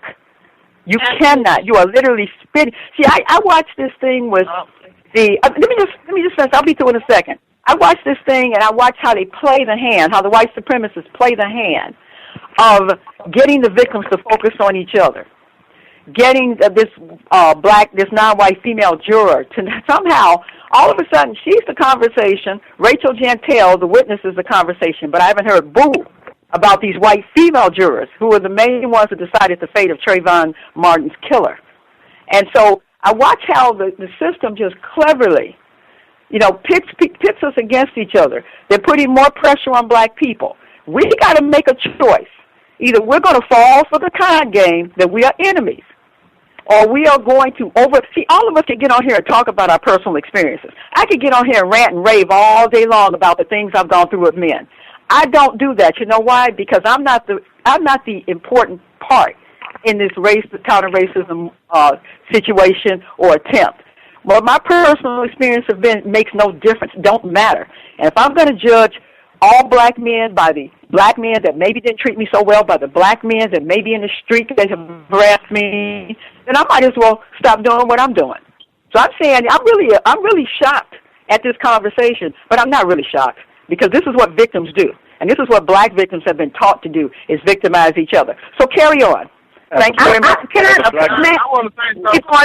on, and you'll be slaves forever. It's all good. You'll be a slave forever. Just get used to it. No. All right, I'm going to mute my line. As a black male, I find the conversation extremely All I'm saying, I've been asking, could I be heard for a minute? I just want to say this, and then everybody can go on. Okay, thank you. I agree with, I think it was Pam or somebody who said that this conversation is really going nowhere, but I would like to say this. In the beginning, I heard the guy, I only heard one person. I didn't hear all black men say this. I only heard one caller say that he was giving up on black women. But all of a sudden it became all. Oh, I didn't say that. But you said you chose to opt out, okay? But I only heard one person say they chose to opt out. I only heard that same one person say they would strike a black woman if they have to. I only heard one person. If any other caller on the line disagree, stop me now. Sir, one person said correct. One person. Sir, you are correct. One person. But all of a sudden, it became the black man on the radio, all of it. And all I'm saying is, Ms. Fowler, whoever said that, they have a point that the focus should be on the white supremacy. But I also heard at another time when we were speaking about male violence against women, I heard somebody say that black men should fall back and guard our loins or hold our tongue or something like that when those issues about black women being spoken. And I agree 100%. And when it comes to the abuse that has been going on for years, decades, upon black women, we should hold our tongue and let black women speak their point. In the same situation where black men are talking about outright disrespect and partnering up by some. I know a lot of people like to ignore when I say some, but I'm going to capitalize it. Some black women who get out and join the cohorts with the police, they do. That is some. I'm saying 3 more times. Some. Black women do it. Black, not all. So let black men speak too. Because this is real situation that is going on, and we are not enemies. We are in the same boat. We came on the same boat. So we are not enemies. I do not give up on the black woman. I will not strike a black woman. Now I do feel like walking away is a good thing, but if I'm being attacked and I must defend myself, it is because I'm being attacked. But I do believe that we should not be fighting with each other, and if you have to fight with someone, that is a situation that you do not need to be in, so you have to leave as human instead of inmate in the county jail. I mute my line. I want to say one thing also that someone asked before, when do you get a black male unconfused in that type of domestic situation? I tell you what if a female calls 911 and calls a white supremacist with a blue with the blue uniform and the badge, he shows up, that black male gets unconfused real quick. That's right. Yeah, exactly. Mr. Fellow, if you know that's going to happen, that means you're already unconfused. So you come less confused when you already peaked the situation if you strike that female. So that's when you're less confused. I thought I answered that. Yeah. And can I say this to address what Perry said? I think we talk. I think it's kind of like a cliche to say that, we're in the same boat and, we're in this together and we're on the same team. I think, and I'm not saying that I'm correct or not, but I think maybe we should, I don't know if that's true. I would just say it like that. I don't know if that's true. So, like Mr. Fuller said, we don't have Ms. Nero said we don't have a woman and things like that. I've been thinking about that. So, I'm not sad about it or anything or whatever the case may be. I just want reality. Period. That's what I'm looking for, reality. So, I think that might be a cliche to say that we got to do it together and all that. Right now, as far as how my brain is working, I don't see that as being I don't know. I just don't see that as being a fact or logic or anything. Like together, really. I'm sorry. We can't even have a conversation about it without people getting offended and whatnot. And we shouldn't be offended by anything. Like, really, are we right. offended? You know what I mean? Exactly. Let's be real. That's not even the case. Hear what people have to say. You can disagree or agree. Make your counterpoint. That's just it. People have their views. Muted. Unmuted. We have done our 3 hours. I just started muting lines because I felt like it would be folks dialing in and said they wanted to get something in before things wrap up. I, too, have been wondering, I think, for about the past hour how the conversation got here, because this seems very different than what we were talking about when Dr. Ali was here. I'm still kind of at that point, like, I'm curious as to how we got here. I will co-sign on 909's final point about I think it is important to hear. I know some people that were writing on the Facebook page said that they had not heard. I think this was a non-white female. She was saying that she hadn't heard this sort of honest dialogue from black males. And she said that it was, for her, it was informative. I don't know if she used the word constructive or not, but I know she made a statement to the point that she appreciated the dialogue. I gave her an opportunity to hear some of black males' perspectives that she hadn't heard before. And I do think that is important. I will stand up in front of the group and say Gus T Renegade gets an F for hosting today. And I really didn't know what to say. And I'm still kind of at that point of not really knowing what to say other than there's a reason. The logo for the cows says the problem is white people. And I don't really think I heard any focus on white people at all for the past hour. I do think it is constructive to discuss conflicts, problems between black males, black females, black people, period. I do think that that is constructive. I don't know if this moved in that direction or not, but at least people know how folks feel. But I can only repeat again, the problem is white people. And I have just seen where this sort of dialogue doesn't go anywhere constructive. I might be wrong. I hope that was not the case. I can say for the folks listening in, again, Gus T Renegade did not do a solid job hosting the program at all, mostly because I just don't really know what to say. I don't really have a codified response for what I've heard, and I'm a little surprised at the dialogue, but I was listening, and I will go back and listen again, and I would definitely make sure that I say I do not support striking a female. It would have to be my life is in danger. I thought I was going to be killed, and even then I would say make every effort to run, to exit.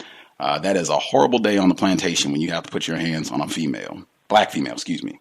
That is a horrible day on the plantation if you feel it has come to a point where you have to put your hands on a black female.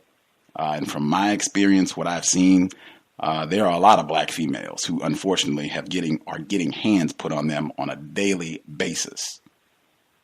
Just for Diana Cook in Texas, black female that was killed by another black female. I think that happens on a pretty regular basis. So just as a black male who's seen a lot of that and a trifling record of black females being abused and manhandled, it's very difficult for me to think anything about that would be constructive. Not that that was suggested, but again, I didn't say a whole lot because I'm just kind of surprised. My brain computer is trying to process the information, and you have to forgive me. I'm a victim of racism, white supremacy. I'm very retarded. There are probably many things that should have been better said, and I just could not get the words together, but Gus was a little surprised by the dialogue, so I had my mute button and listened. We will be back on Friday. Perhaps I will have had time to think and I'll have a better response. I do appreciate the females who called in and asked questions. Great questions. Great questions. We will be back soon. Friday, 8 p.m. Eastern, 5 p.m. Pacific. Second installment of Isabel Wilkerson's The Warmth of Other Suns. Same program time, 8 p.m. Eastern, 5 p.m. Pacific. The problem is white people. The problem is white people. The problem is white people. I feel like I could just say that for another 15 minutes to balance out because I really didn't hear anything about white people. The problem is white people. The problem is white people. The problem is white people. The problem is white people. Amen. We will be back on Friday. Thanks, everyone, for tuning in. It was grand to hear from. I even forgot Dr. Ali was with us today. I don't even know how that happened. We'll be back on Friday. Thanks, everyone, for tuning in. Creator, man, I will get this in. This dialogue, one thing that I can say, I appreciate the honesty. This would be reason number 50 why I prefer not to be referenced as brother and sister. Me personally, I prefer not to be referenced as brother. We are at like ground zero with regards to how black people feel about other black people. And I think that is important. We need that. I think that is one point Dr. Ali said. We need truth. And just from what I've observed, it's pretty bad with regards to how we do not feel brotherly about each other. And that's all white people's fault. But we do not feel brotherly and sisterly about just being truthful. That's what I think I got out of a lot of this. We have had a lot of problems. There's a lot of conflict that white people have instigated. It's horrific. And I think just being truthful about how bad things are and how quickly it can get to conflict with other black people, that's one of the reasons. And I know some people, even I've heard some people who do say brother, they are in agreement and they say they use the term brother and sister to try to work against that. I'm of the opinion I would rather be called a brother when that brotherhood is there, when that sisterhood is there. And I would use this as another example. It clearly is not. We will be back on Friday. Creator, give us the strength to endure and replace white supremacy with justice as soon as possible. My apologies for doing a fantastically poor job hosting the program. We'll be back Friday. Thanks for tuning in. I'm a victim, brother. Problem. You're a victim. I'm a victim of 400 years of conditioning. Shut up. The man has programmed my condition. Mm-hmm. Even my conditioning has been conditioned.